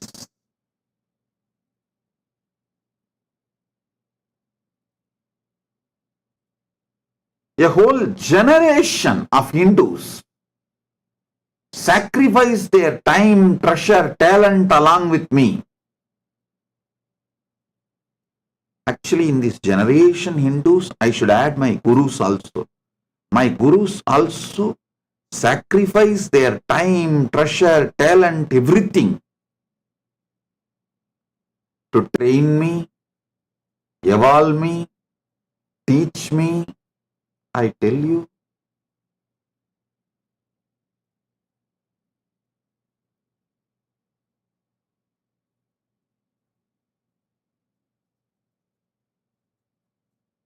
the sincere training each one of my gurus gave me,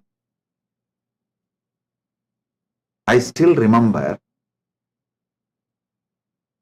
my guru, one of my acharya, Panduranganar, he taught me Adishaivam and the whole tradition of the Adishaivam.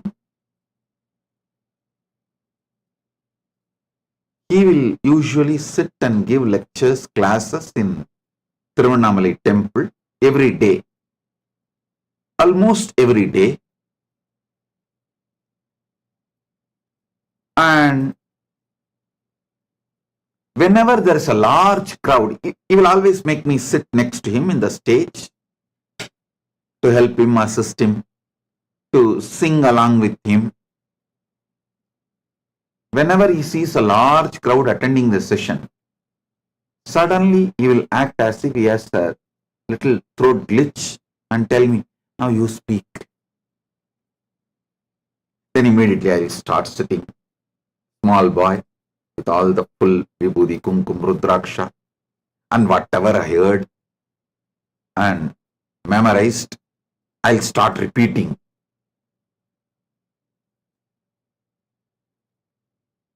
He will listen everything patiently. After the satsang is over, naturally people will appreciate for a small kid sitting and talking elaborately all the big philosophies and principles. He will be so happy. He will ask me to give vibhuti for all those devotees and participants who come for the satsang. So when we are coming back from the temple, he will speak very well. All the throat glitch, cough, nothing will be there. I asked him, what happened to your throat glitch? What happened to your throat pain? You are talking so well now. He will laugh.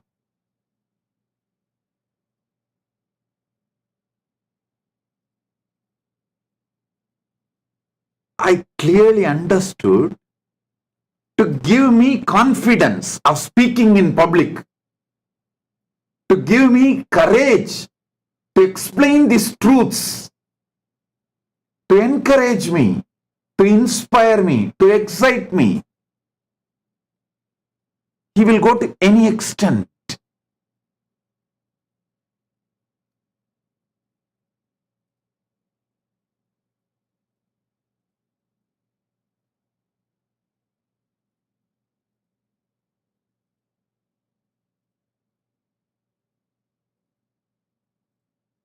Constantly remembering only about grooming me.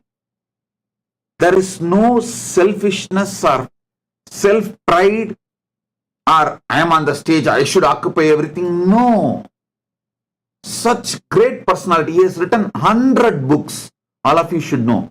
100 books he has written, and he has also made an organization to print all those 100 books free of cost and distribute left, right, center.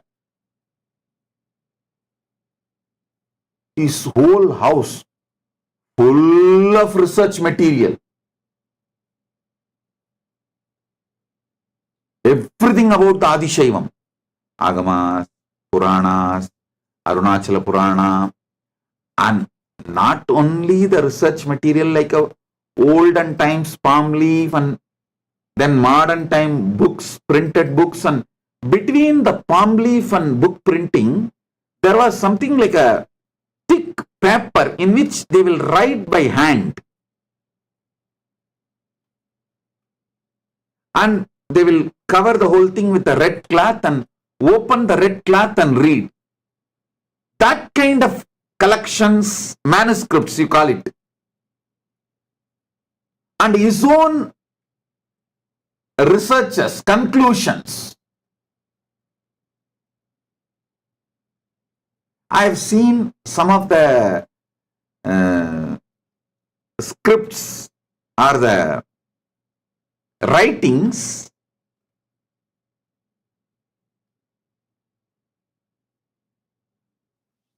which he has done,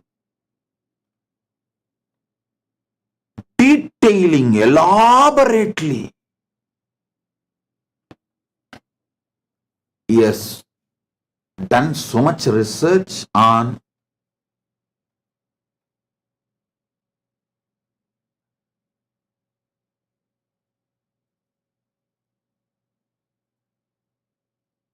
temples, Adishaiva, tradition, agamas, everything. Such great personality, but always focused on grooming me, training me, evolving me. Absolutely unselfish. Here is the photograph. You can see him. Absolutely unselfish. Extremely dedicated. You can see his photograph here.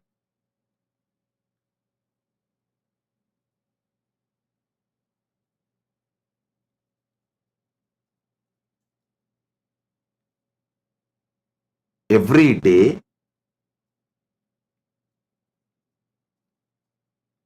His house and the temple was 3 kilometer distance.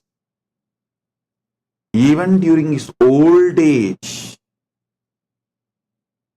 not only he will try to come by cycle or sitting behind somebody's two-wheeler or by walk, he will come. In temple, he had a regular tradition of chanting the Devaram, Tiruvasagam, the traditional chants.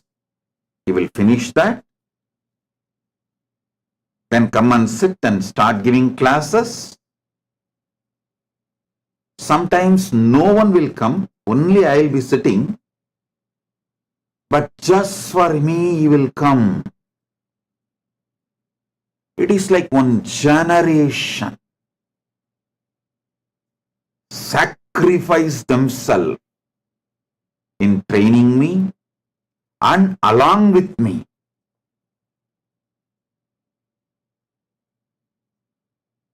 I tell you,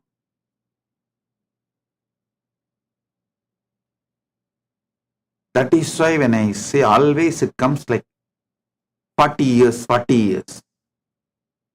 Because my gurus also have sacrificed themselves for me.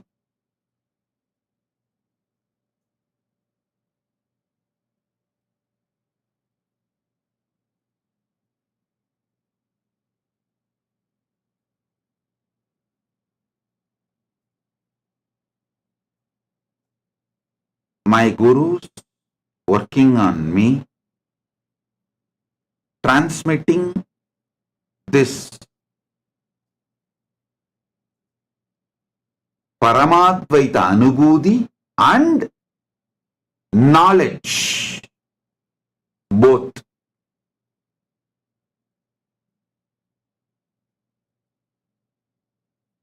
And after they sat in Jiva Samadhi, I started working.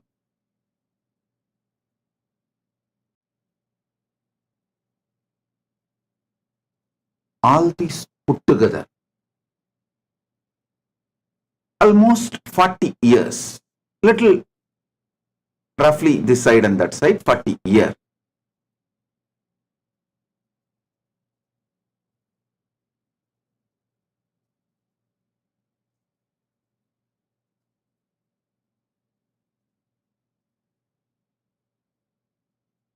Working with millions of people from all over the world,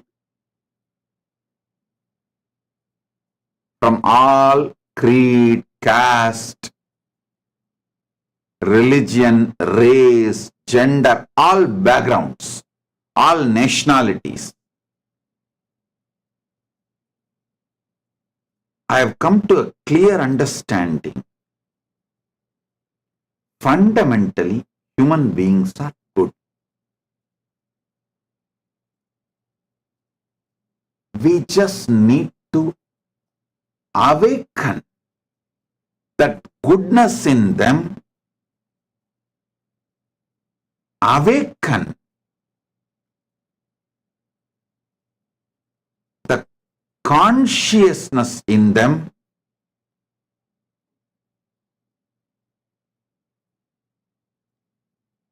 awakened being, inspired being, conscious being, not only will not commit crimes, they will set a trend for crime-free society. It is my deep Shraddha, unshakable Shraddha on Paramashivatva.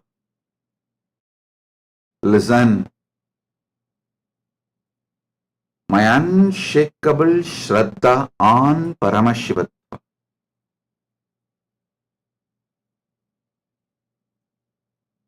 my unshakable Shraddha on the ability to transmit this experience,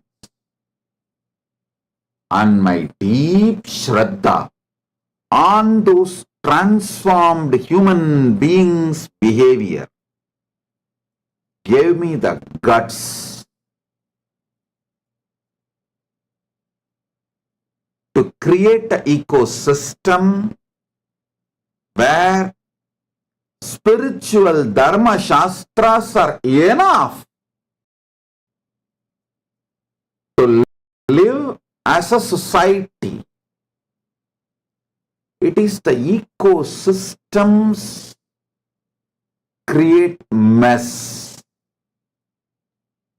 If the ecosystem is built on somebody's tyaga, I tell you, the tyaga needed to build the ecosystem is relentlessly, tirelessly, without giving up on, continuously explaining to people, guiding people, repeating the instructions till it gets into their listening. Even my enemies will accept I am very good at that. Even the traitors and enemies of me and Kailasa will accept I am very good at tirelessly, relentlessly working, guiding, inspiring, transforming human beings.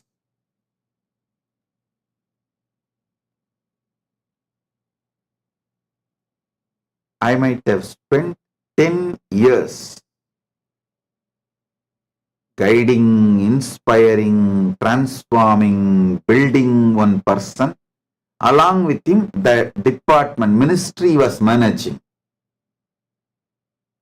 But for some reason, if replacement is needed, when the next person comes, from scratch I'll start the instructions, building that person and the department back. Tirelessly, relentlessly,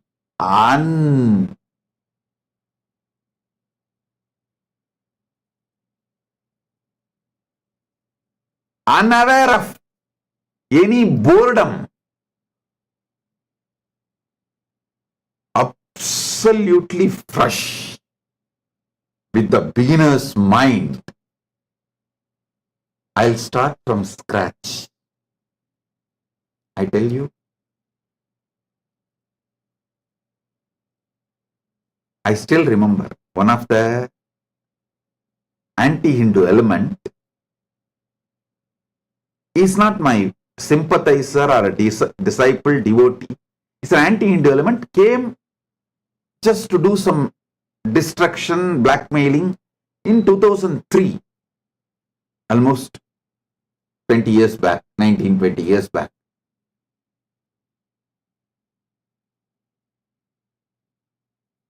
After studying thoroughly, he wrote an abusive article. He wanted to destroy. That was his purpose. But the article, without even his knowledge, he documents few things. He says, after studying him thoroughly for 1 year, day in and day out, being around him, he was there around me for more than 1 year. 24 hours. I found one thing.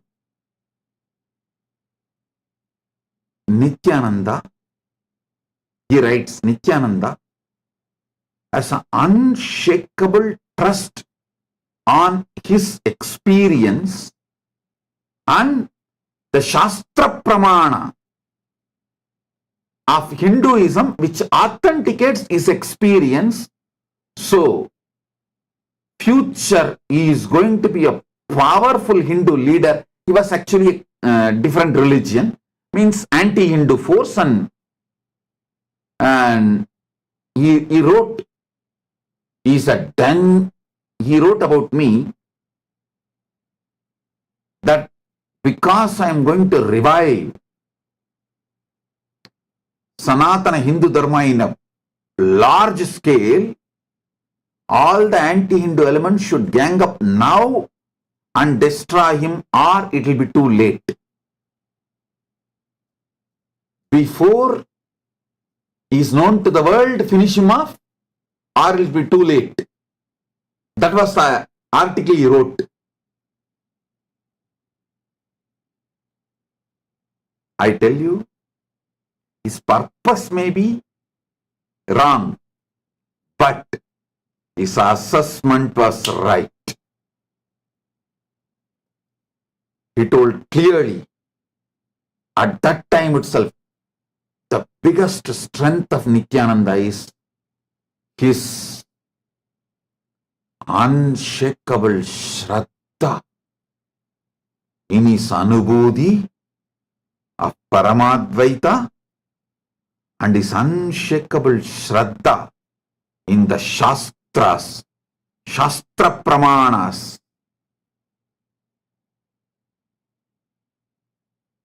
validating his Anubhuti. I tell you, the biggest strength I have is my Shraddha towards my Paramadvaita Anubhuti and my Shraddha on Shastra Pramanas and last 30 years of my experience, expertise I developed by working with millions of people from various backgrounds and cultures gives me the confidence, guts to build a nation with Dharma Shastras as the core strength. By now, after being attacked, persecuted so much, abused, persecuted, every form of persecution, all. After all this,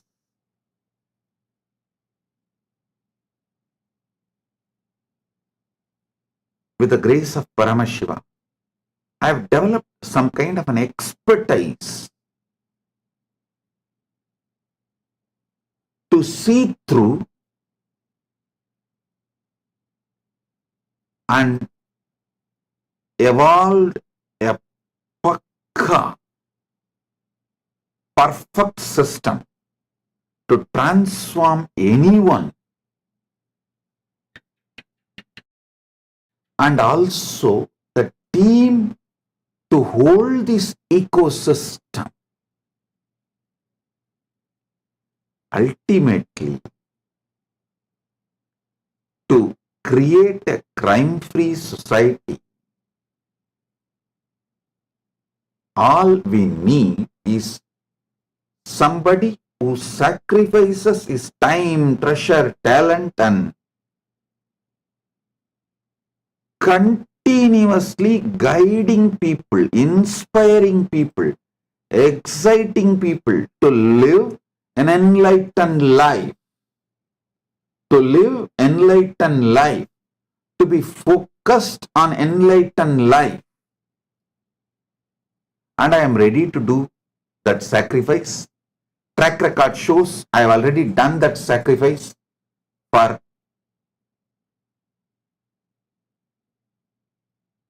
last 30 years minimum.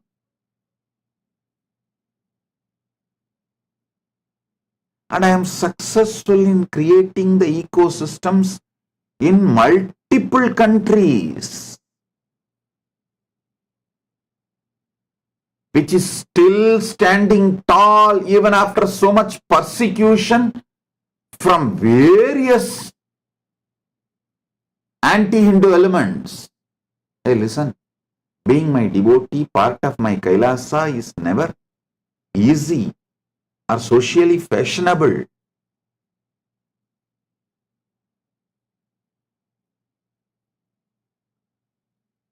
people face so much attacks, abuses, especially female members of my Sangha, called all kinds of names. So much attack is done on them. But I am seeing them standing tall,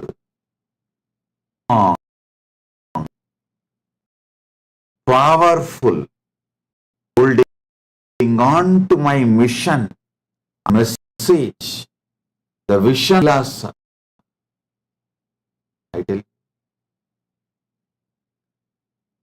with all this, I got the Shraddha to create a society where Dharma Shastras are enough. Dharma Shastras have strength to be the jurisprudence, to transform people. People are matured enough to take the responsibility.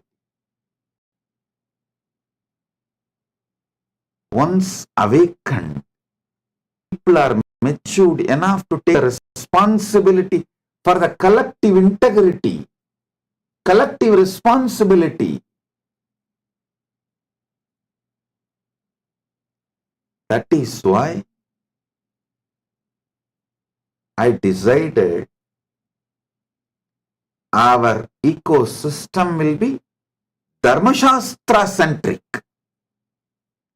Manuvadi Dharmashastras centric as the jurisprudence. And the next question, big talk of the town, how can he run the nation without tax? Hey, listen again.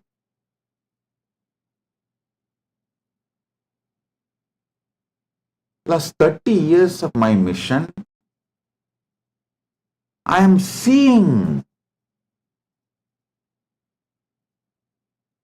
my trust, Shraddha on my Anubhuti, and when this Anubhuti is transmitted to people, translates into various benefits in people's life, in their lives, they voluntarily contribute. We do not have like a systematic structure. Whatever you earn, give 10% tithing. The tradition of tithing, or we do not have whatever you earn, 3%. We do not have any of the tithing structure. But voluntarily, millions are, when they see the transformation I cause in their life, the wealth they are showered, the blessings with which they are showered, out of overflowing devotion and gratitude, they are contributing, and Kailasa is functioning. I tell you, I decided to go for abolition of all types of taxes in Kailasa. Made it as a tax-free, just donation-based economy. One important reason, my Shraddha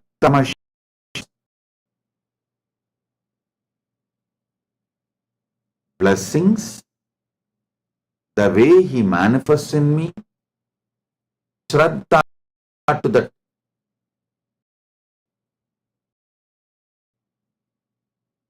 Paramadvaita Anubhuti, and my Shraddha on my disciples' devotion and gratitude.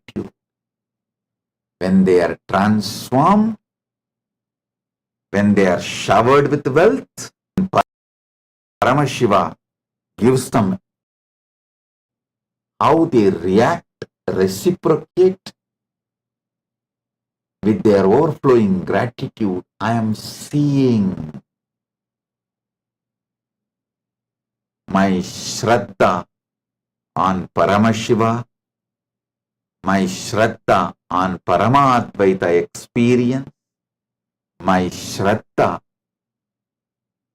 on my ability to transmit that experience to all of you, my Shraddha on Paramashiva's ability to bless you all with wealth, my Shraddha on all of your devotion and gratitude and how you all react and respond when Paramashiva showers everything on all of you. All this Shraddha put together is the reason why I did to go for tax-free economy, tax-free nation without any form of tax, just voluntary contributions and donations.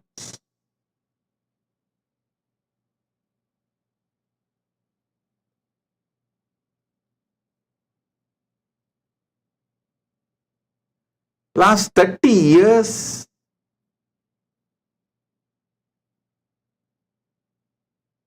Paramashiva is running it successfully, making it happen. Apart from all the attacks,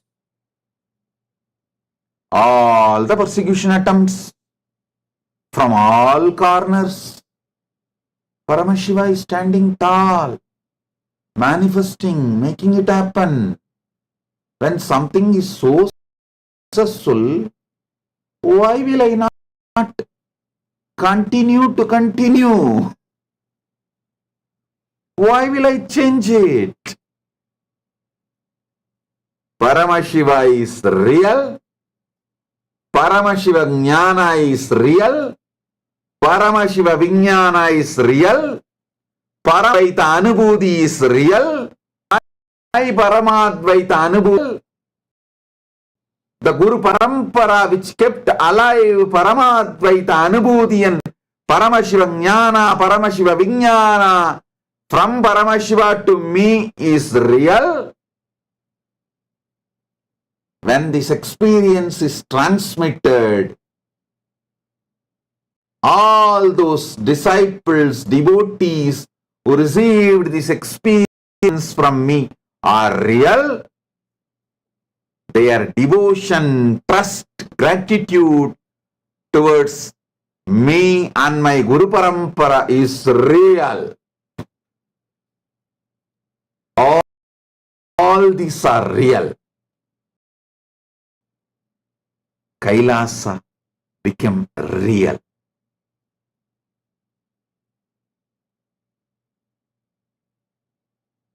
I trust goodness. I trust in your Shraddha. Trust your devotion. Trust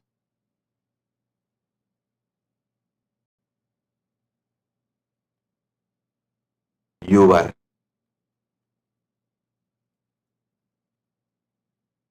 deep gratitude. I trust your conscious awakening. Here I rest arguments.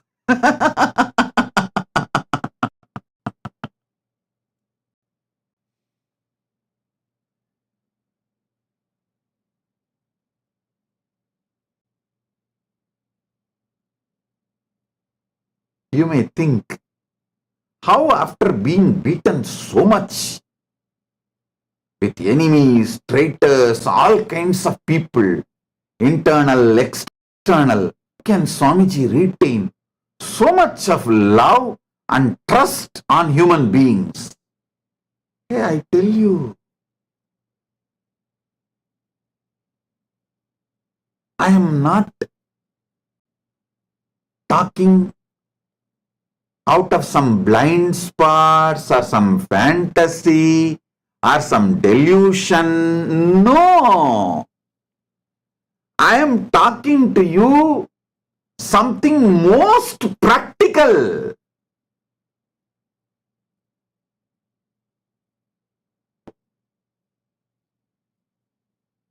See, when someone is exploitative, abusive, evil, he creates that same vicious circle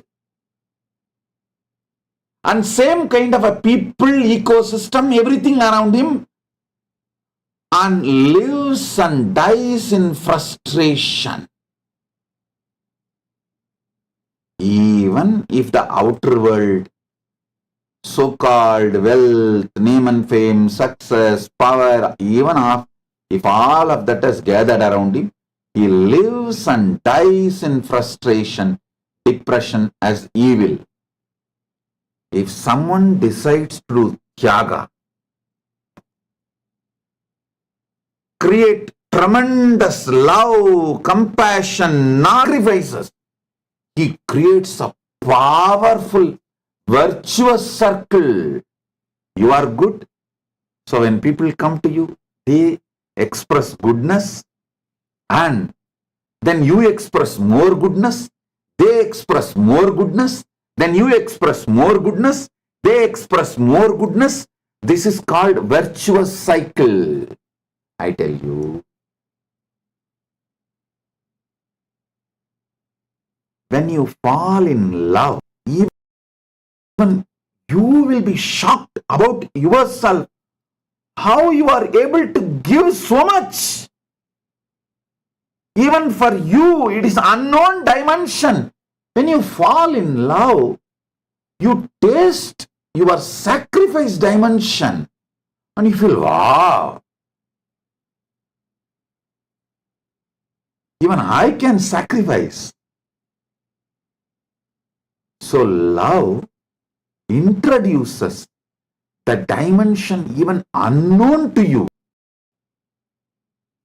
raises your trust, sacrifice, raises your confidence on yourself for tyaga. Even you discover your new dimension. Ordinary human love, falling in love with human being, this, you think Paramashiva's love is something less? Paramashiva's love enters into you like a spiritual tsunami, awakens so much of tyaga, exactly like Paramashiva. My Shraddha on Paramashiva, my Shraddha on Paramashiva's love for me, my Shraddha that Paramashiva is manifesting through me, my Shraddha that Paramashiva is able to awaken his love in all of you by pouring his love on all of you. My Shraddha, Paramashiva is able to create that virtuous cycle in you all. My Shraddha, Paramashiva is successful in creating this virtuous circle as an ecosystem. Is the reason I go for taxation, police-free state.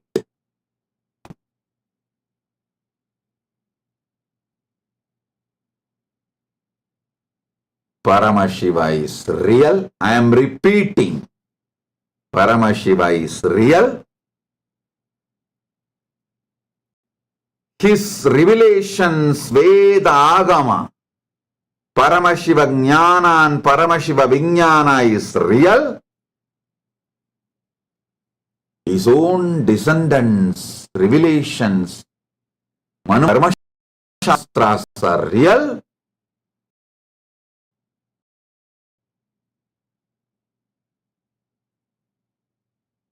his ability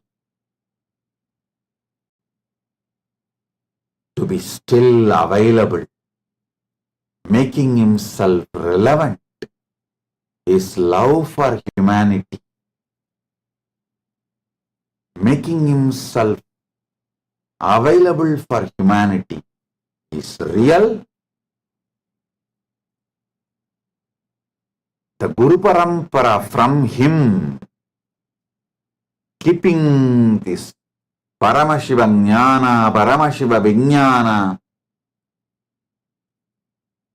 Paramashiva Anubhuti, Paramatvaita Anubhuti, this Guru Parampara is real.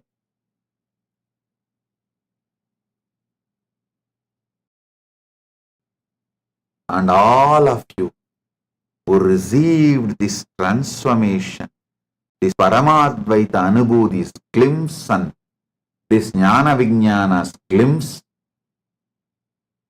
in your life and seeing transformation, your transformation is real.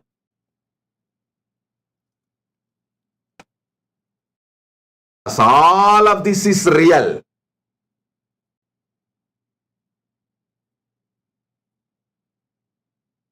Because of my Shraddha on all of this.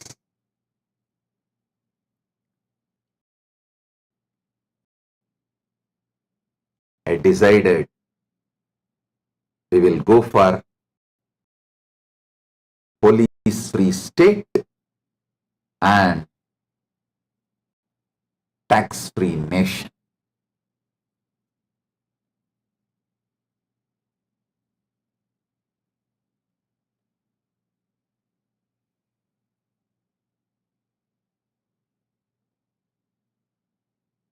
I tell you, I am repeating, each one of you are beings for me. I love you guys sincerely, consciously, from my core. You are not number for me. You are not client for me. You are not one more citizen for me. You are Paramashiva for me. You are potentially Paramashiva for me. You are Paramashiva in manifestation for me. And you are Paramashiva for me.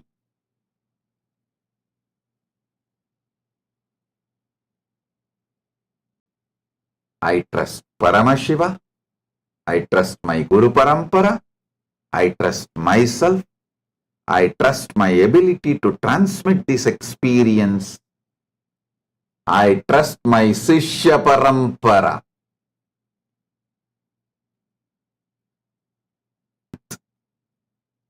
I decided to go for no police, no tax as the policy for KAILASA.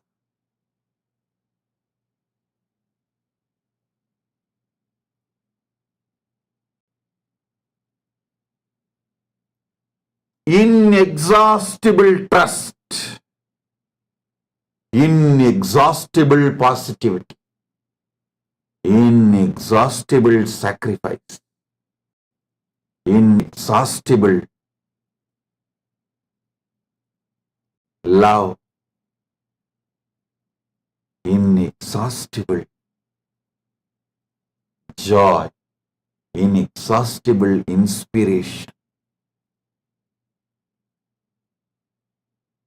Along with inexhaustible inspiration, clear, practical, down-to-earth vision, I tell you. At least in 50 country prisons, we have conducted yoga meditation transformation programs and transformed hardcore criminals, hardcore convicted criminals into transformed human beings. And after they are finished their sentences and came out, released from jail, they become such amazing beings. Not only they got absorbed into the society, they have started creating such positive ecosystems around them, demonstrating their transformation. Seeing all this for last 30 years, when we can go into the other countries, so many countries,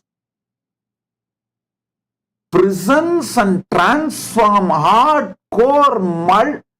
hardcore convicted criminals, and some of them are serial offenders.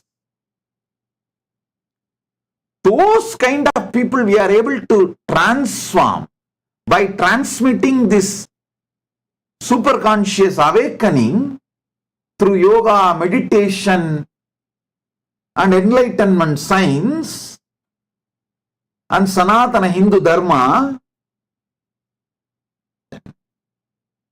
Inside our ecosystem, can't we transform people?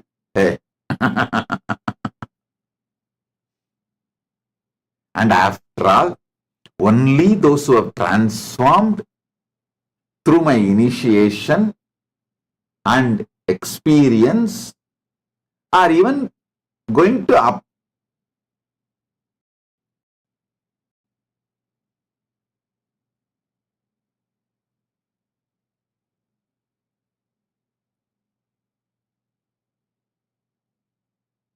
in the schools, you may need to teach the basic arithmetics and basic lessons. In the universities, you may not need all of that.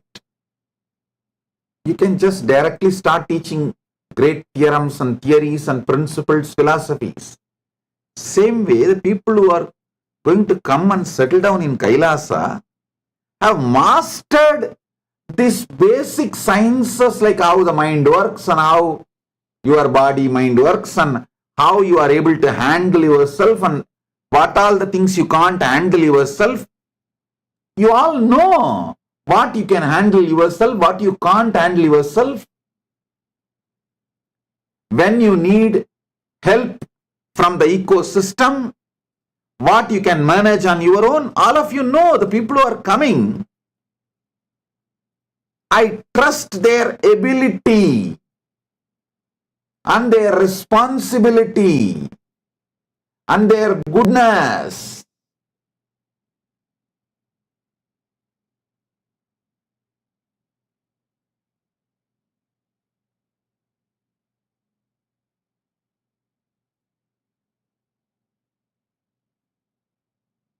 And above all, Paramashiva's grace and his ability to manifest through me and manifest as an ecosystem, and my ability to sit and relentlessly, tirelessly talk, guide, inspire, giving powerful cognitions, raising people, raising their awareness repeatedly. With all this strength, I am making Kailasa tax-free and police-free state and nation.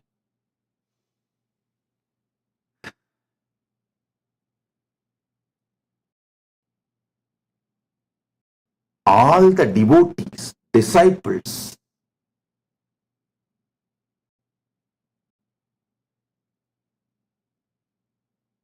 I request all of you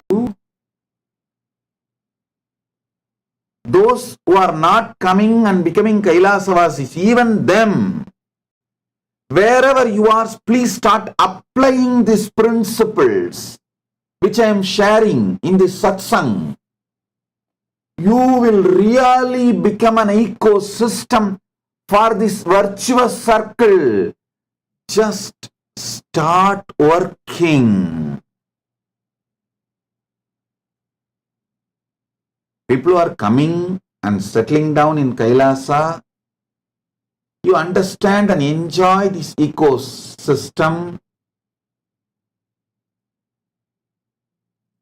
Become part of this ecosystem. Celebrate.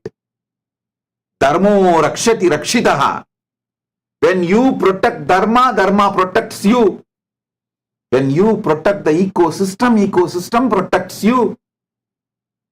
Enjoy this life. But even those who are not able to come and settle down in Kailasa, who are in various places in your own country, in your own places, take this principle in your life, manifest this unending trust, relentless love, unending excitement, ultimate sacrifice for creating love, joy, bliss, peace, enlightenment, consciousness-centric team around you. Go on spending time, energy, time, treasure, talent, all these. After all, we are setting the Kailasa not just for ourselves, to show to the world model community.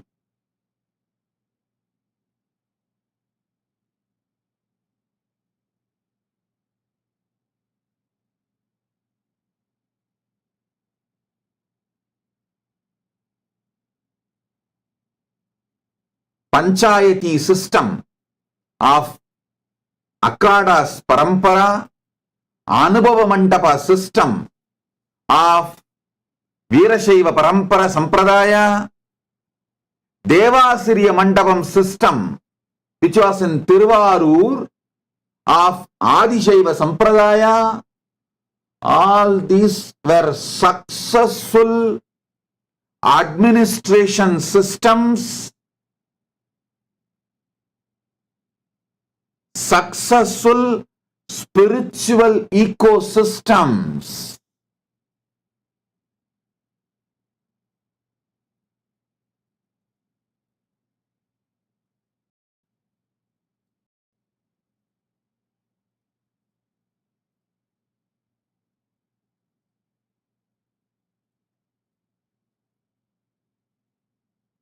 It is time, with Paramashiva's grace, we revive it and demonstrate it to the world.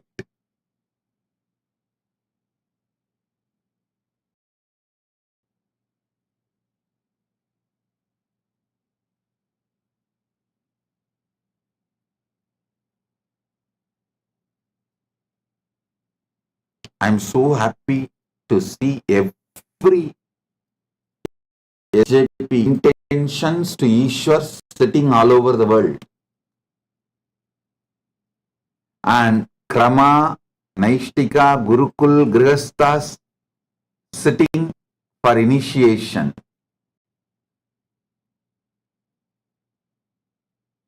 I bless all the SJP intention to Ishwars. You will all be showered with wealth. Celebrate these truths I am revealing and radiate it wherever you are. I am talking to each one of you.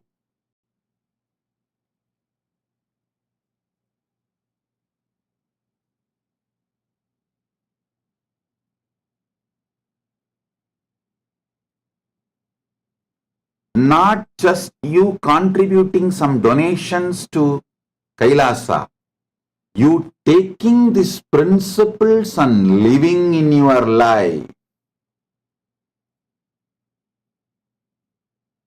creating a beautiful ecosystem, creating this virtuous cycle in your life boldly, and creating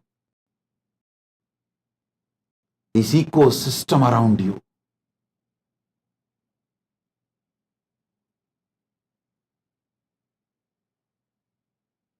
Is the ultimate benefit you can do to yourself and to Kailasa.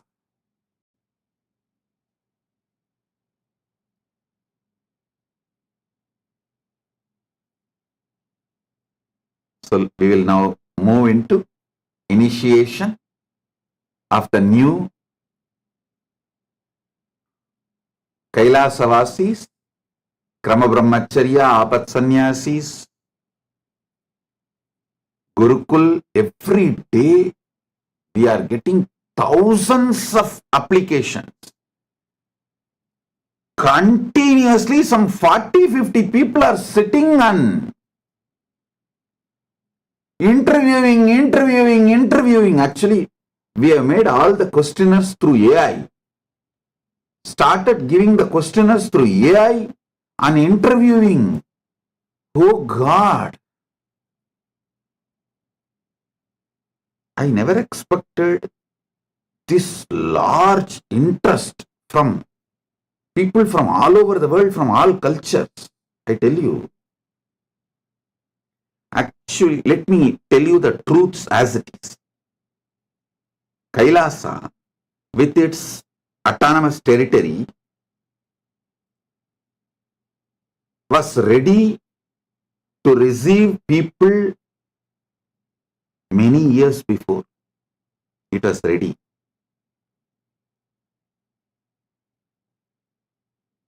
I was delaying opening it because I wanted to develop competence for me.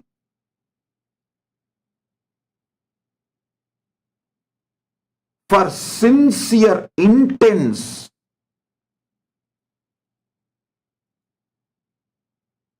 tyaga, for a very organized ecosystem.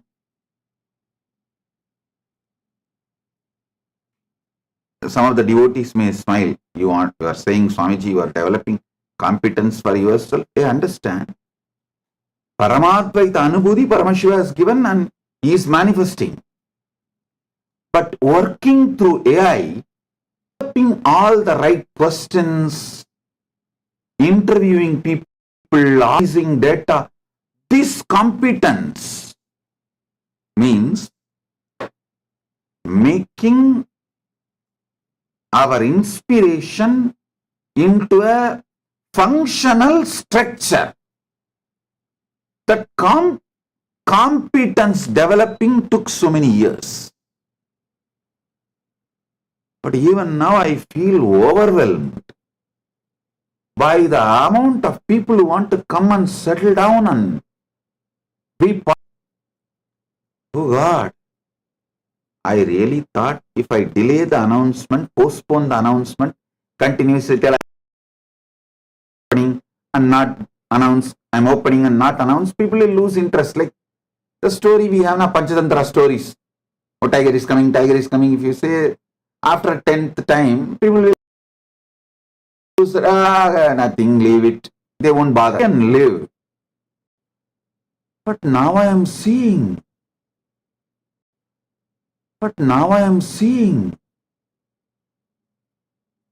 What extraordinary interest. What extraordinary interest. It is like thousands of applications every day. The whole interview structure, I made it into through AI. And even with that, it's overflowing, getting overwhelmed. Paramashiva's grace, good things are happening.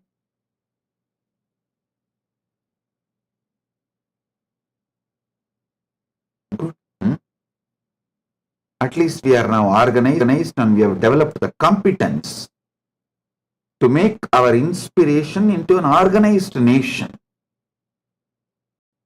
Like how to give the preliminary, how to do the preliminary interview and what kind of people we want in Kailasa to keep the peace and happiness of the Kailasa and the crime-free atmosphere and happy enlightened society. The whole training we all, and AI has helped a lot. AI really helped us a lot in organizing ourselves as a nation.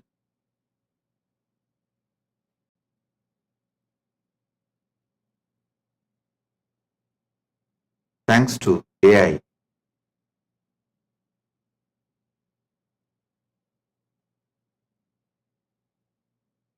For helping us in various levels. I also sincerely recommend all the Kailasavasis who are coming, start working with AI. Get trained from now. Because the whole Kailasa is going to be just smart work, not hard work, smart work. Through AI. Everything.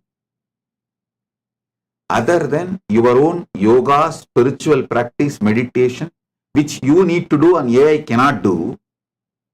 But AI can inspire you and support you, monitor you and give a report back to you how you are doing.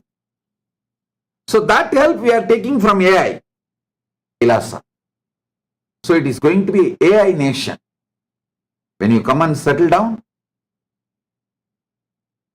the only expertise you need is working with AI.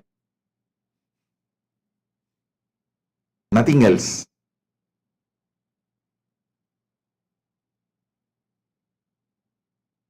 We will also train you when you come to the Kailasa. Before even coming, you start from there itself, start working. Even the E-Kailasians, all the SJP intention to Ishwars, in your place start working with AI to organize your life. It makes your life so well organized and easy. My blessing to all of you.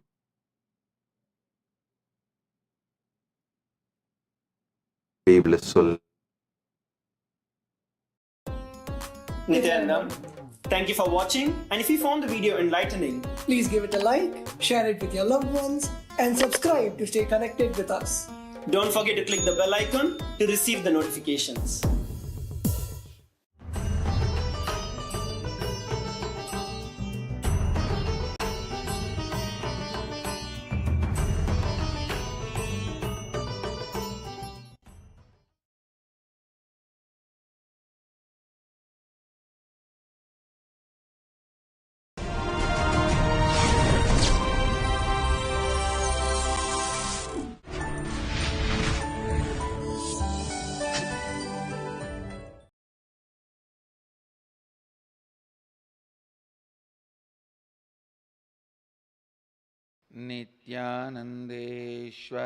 नित्यानन्देश्वरसमारम्भां नित्यानन्देश्वरिमध्यमाम् अस्मदाचार्यपर्यन्तां वन्दे गुरुपरम्पराम्.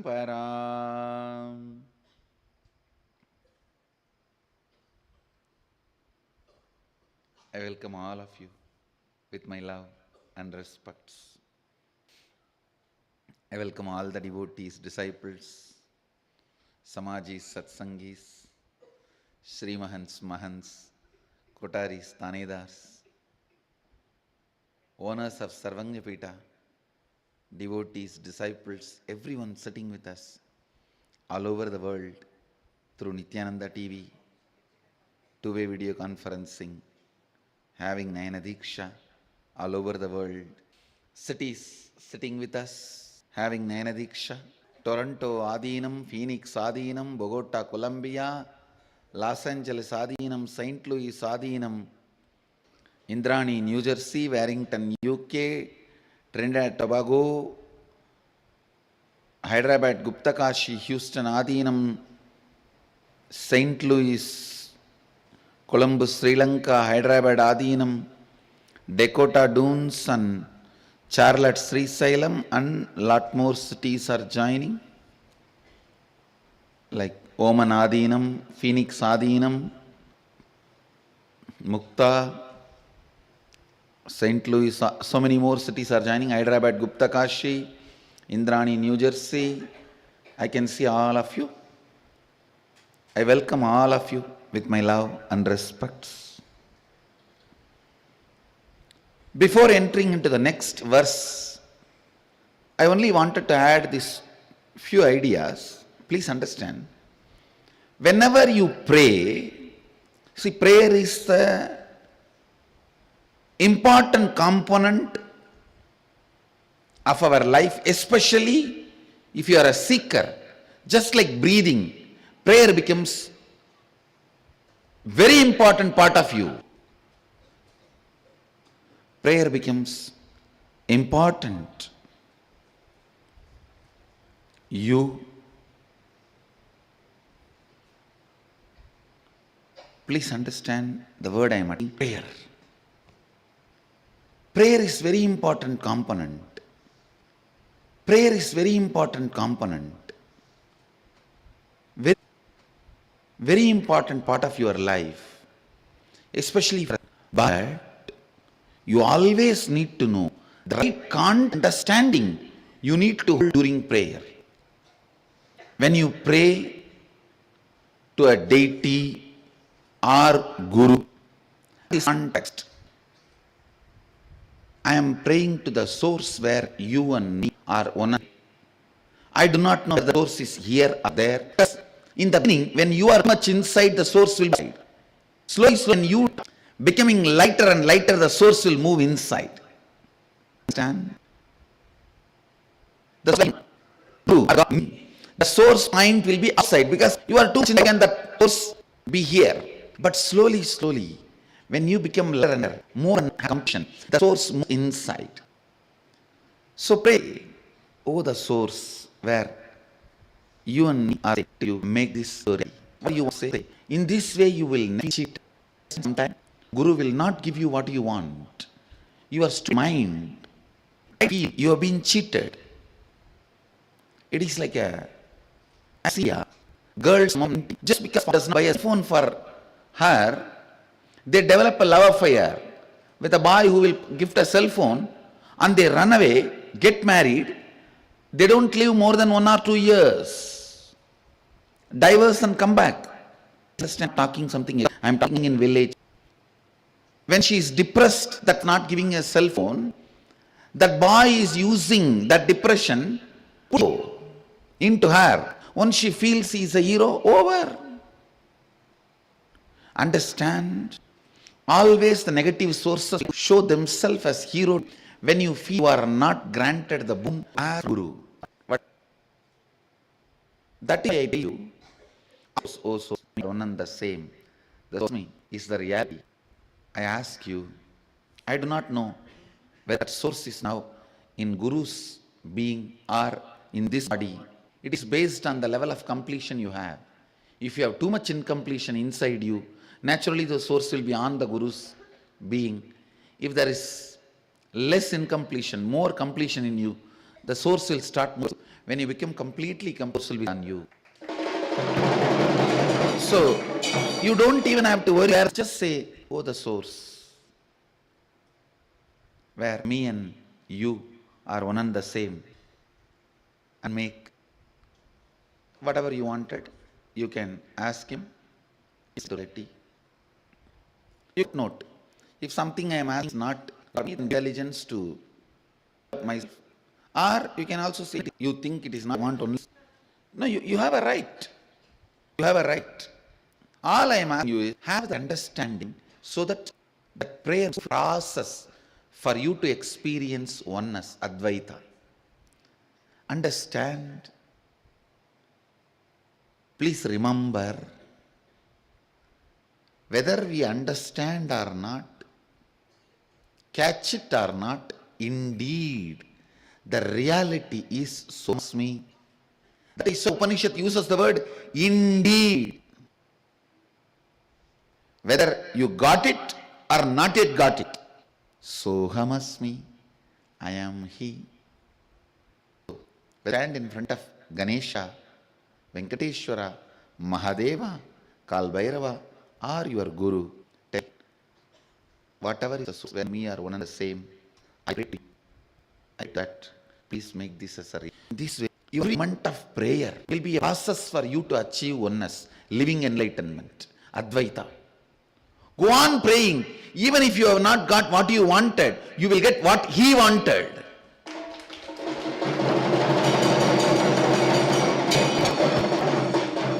Even if you don't get what you wanted, you will get what He wanted. That is why I am telling you, the prayer should be put in the right context. If I have to write my, say, a long prayer with the context of Sohamasmi.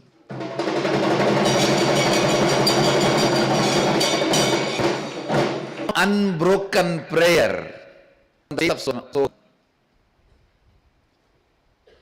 Long, unbroken prayer from the space of Sohamasmi. Now I have nothing to pray, but I just fall into that space of Sohamasmi and be there. Express that joy, face muscles, and I know it's a beautifulness. Understand, life should be a long prayer from the context of Sohamasmi. With wrong context, prayer will always be painful.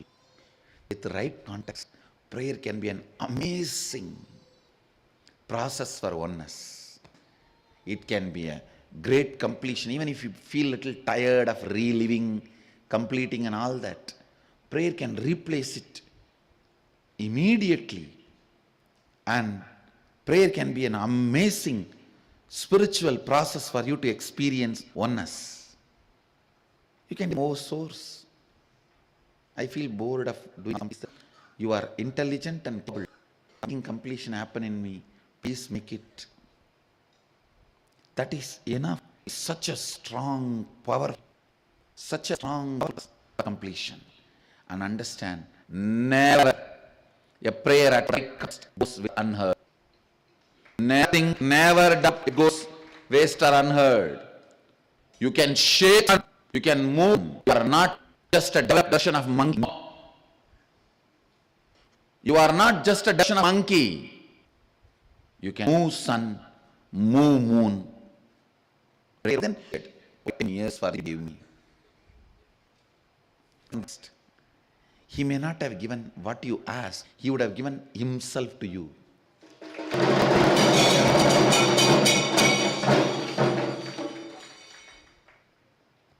There is a beautiful song. I wanted you guys to listen to that song first. Then I will continue with the satsang.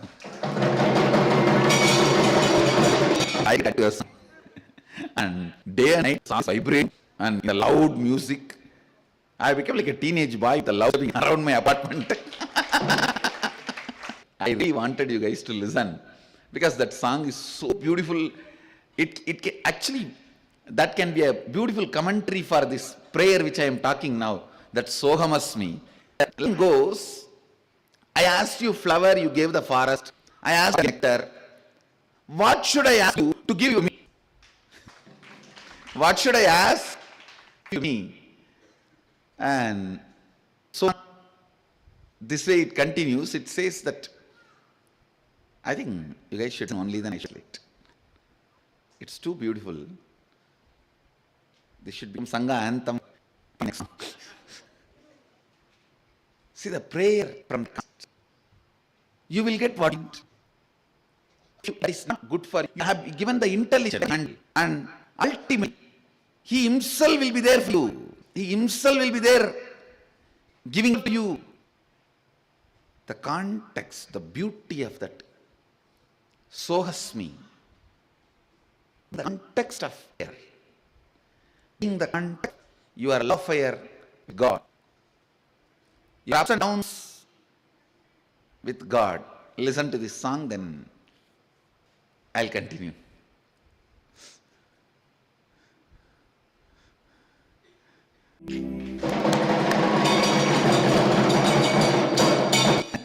Old, cry in prayer.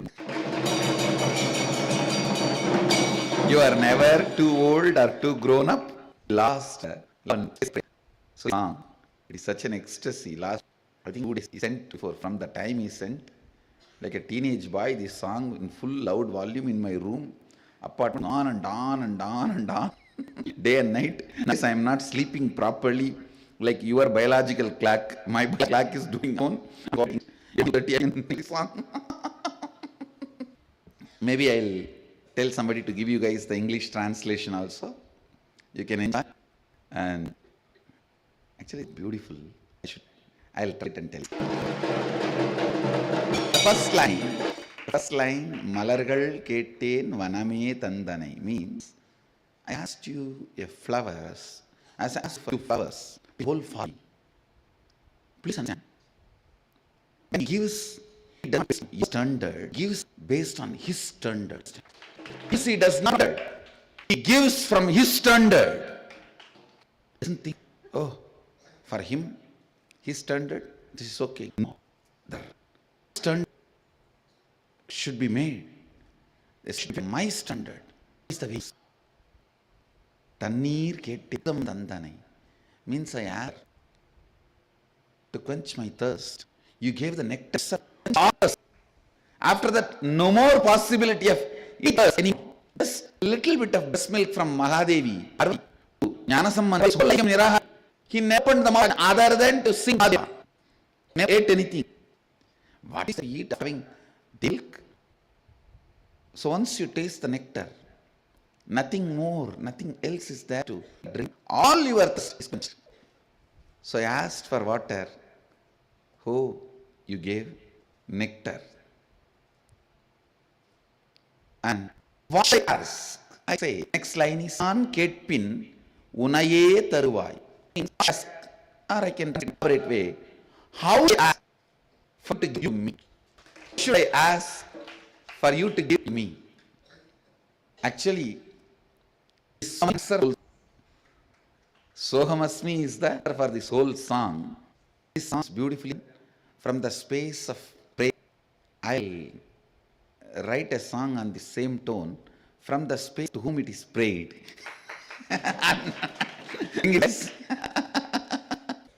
As a prayer, from that style, give you a few more lines. Next line says, what I ask for you to give you to me, or I ask for you to give you to me. The next answer, I was lost while way out. Irulil tolaindeen oliyai vandanai. I was in the darkness, but you came light. Tell me, where should I get lost for you to come? Yadanil tolaindal nee varuvai. Tell me, where should I get lost for you to come directly? I was lost in the wild forest. You came as out, lost in the darkness. You came as a light. What should I get lost? What should I get for you to come to me? You yourself directly to come to me. Yadil tolaindal niye varuvai. And the next stanza is, Pallam vilndeen sigaram sirtanai. I fell into the ditch, pit. You raised me to the Pallam sirtanai. I fell into the flood. You brought me to bank. You brought me to the shore. Pallam vilndeen sigaram sirtanai means I fell into the ditch. You brought me to the shore. Where should I fall? Next line. Where should I fall that you will make me reach you? Tell me, where should I fall? So you will reach me to you. விழுந்தா உன்னிடம் சேர்ப்பாய். That's maybe just few lines, but it is too sweet and too Actually, when I heard this song, I just literally went through what I went through with Arunagiri Yogeshwara. It was, I had an amazing guru. It's not that he never trained me. It's and trust was more and trust was more stronger than his ferociousness. His ferociousness. His Dakshinan was more stronger than his Kalabhairava dimension. Was more stronger than his Kalabhairava dimension. So still I always remember him with lot of romance.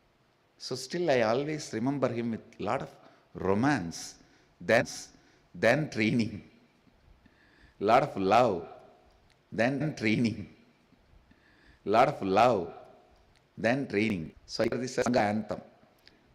This should be the song for our Sangha. Sangha anthem till we find next song. Anthem till we find next song.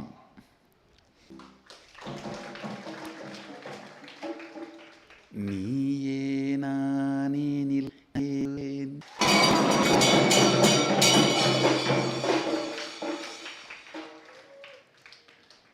நீங்கா நிலைதனையே நிறுத்தே என்னில் விழுந்தால் தன்னில் நிறுத்துவே.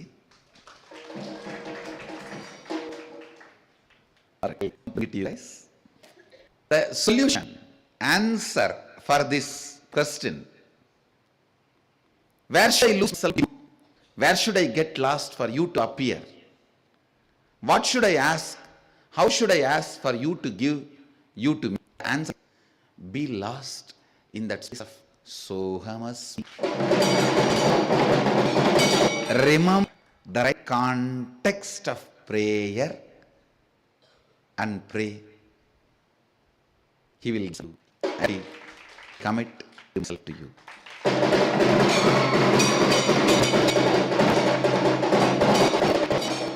Because the words you utter during prayer gets bolted in your muscle memory, the context gets bolted in memory. Never gets bolted in your biomemory, big reality. Stand. With this, I'll let you go and fall into the space of this song. I'm now in every room, in everywhere, all over. So I'll get back to you guys with the answer. It's a more a question song. This song raises only questions, and I give you guys the answer. With this, I bless you all. Let you all radiate with integrity, authenticity, responsibility, teaching, causing, living Advaita, living Shuddhata Saivam, the eternal bliss. Nityananda, be blissful. Nityananda Rita Nityananda Mysuru Eluru 08027279999 www.nityananda.www.tube./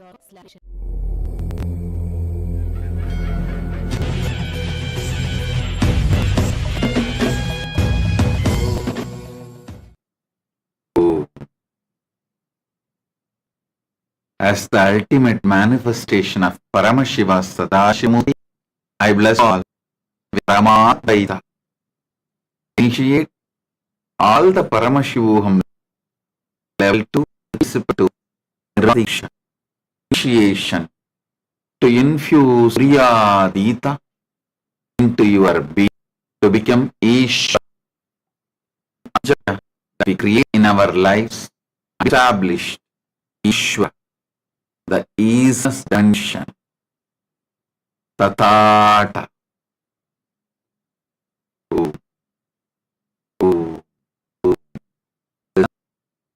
creation, remission, pulling out of delusion. When you understand creation, sustenance, remission does not have as you understand. Many things what you call as creation actually rejuvenation. Many things you call as sustenance is actually rejuvenation. Many things you call as actual manifestation, srishti of many things. In all these three, creation, maintenance, rejuvenation, in all these various attentions also there, realizing that is getting out of delusion. That manifests elevation. Thus, on your first, you will see our creation as a multiple components, sustenance as multiple components, rejuvenation as multiple components. You will realize how you come out of delusion just by understanding it, and you will experience liberation. I mean, focusing on your first person, you will realize the way you generate, how you say, how you sustain, sustaining, how you create, how you read and are ritual, create and sustain. When you understand this, you are liberated from all these three. You are pulled out of this delusion. You will realize this creation, sustenance, rejuvenation is self-illusion. That is why pulling yourself out of delusion, you will experience liberation. Listen, this is the from Mahaka is perfect. So meditate on it. Analyze this. This is Paramashivasya Dashmute Paramare Abataha Sarvan Paramatapataye Aham Pamashivoham Ityeta Vidya Sam Sarvan Pratibhaginaha She Nirvanakshe Nasicha Tulyavasaksha Tulyaviksha Tulyabhavasi Smaham Jivani Ishwarayam Sthapanach Ishwaradhayam Sthapanach Ishwarayam Sthapanach Pamashiva Paramuli Paramaveli Padashya Paramat Aruli Arvin Paramshivoham மூன்றாம் இவர் உணர்வு அமைப்பிற்குள் துரியத்தை உள் செலுத்தும் நிர்வாண தீட்சை அளித்து உங்கள் ஈஸ்வர தன்மையில் ஆத்மத்தில் நிலைத்து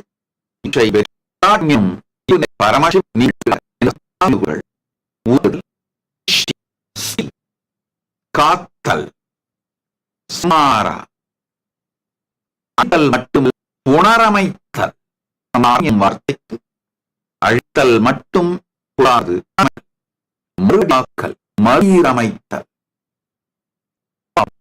மயது உங்களை மீட்டெடுத்தல் அனுக்கிரகம் ஞான அனுபூயல்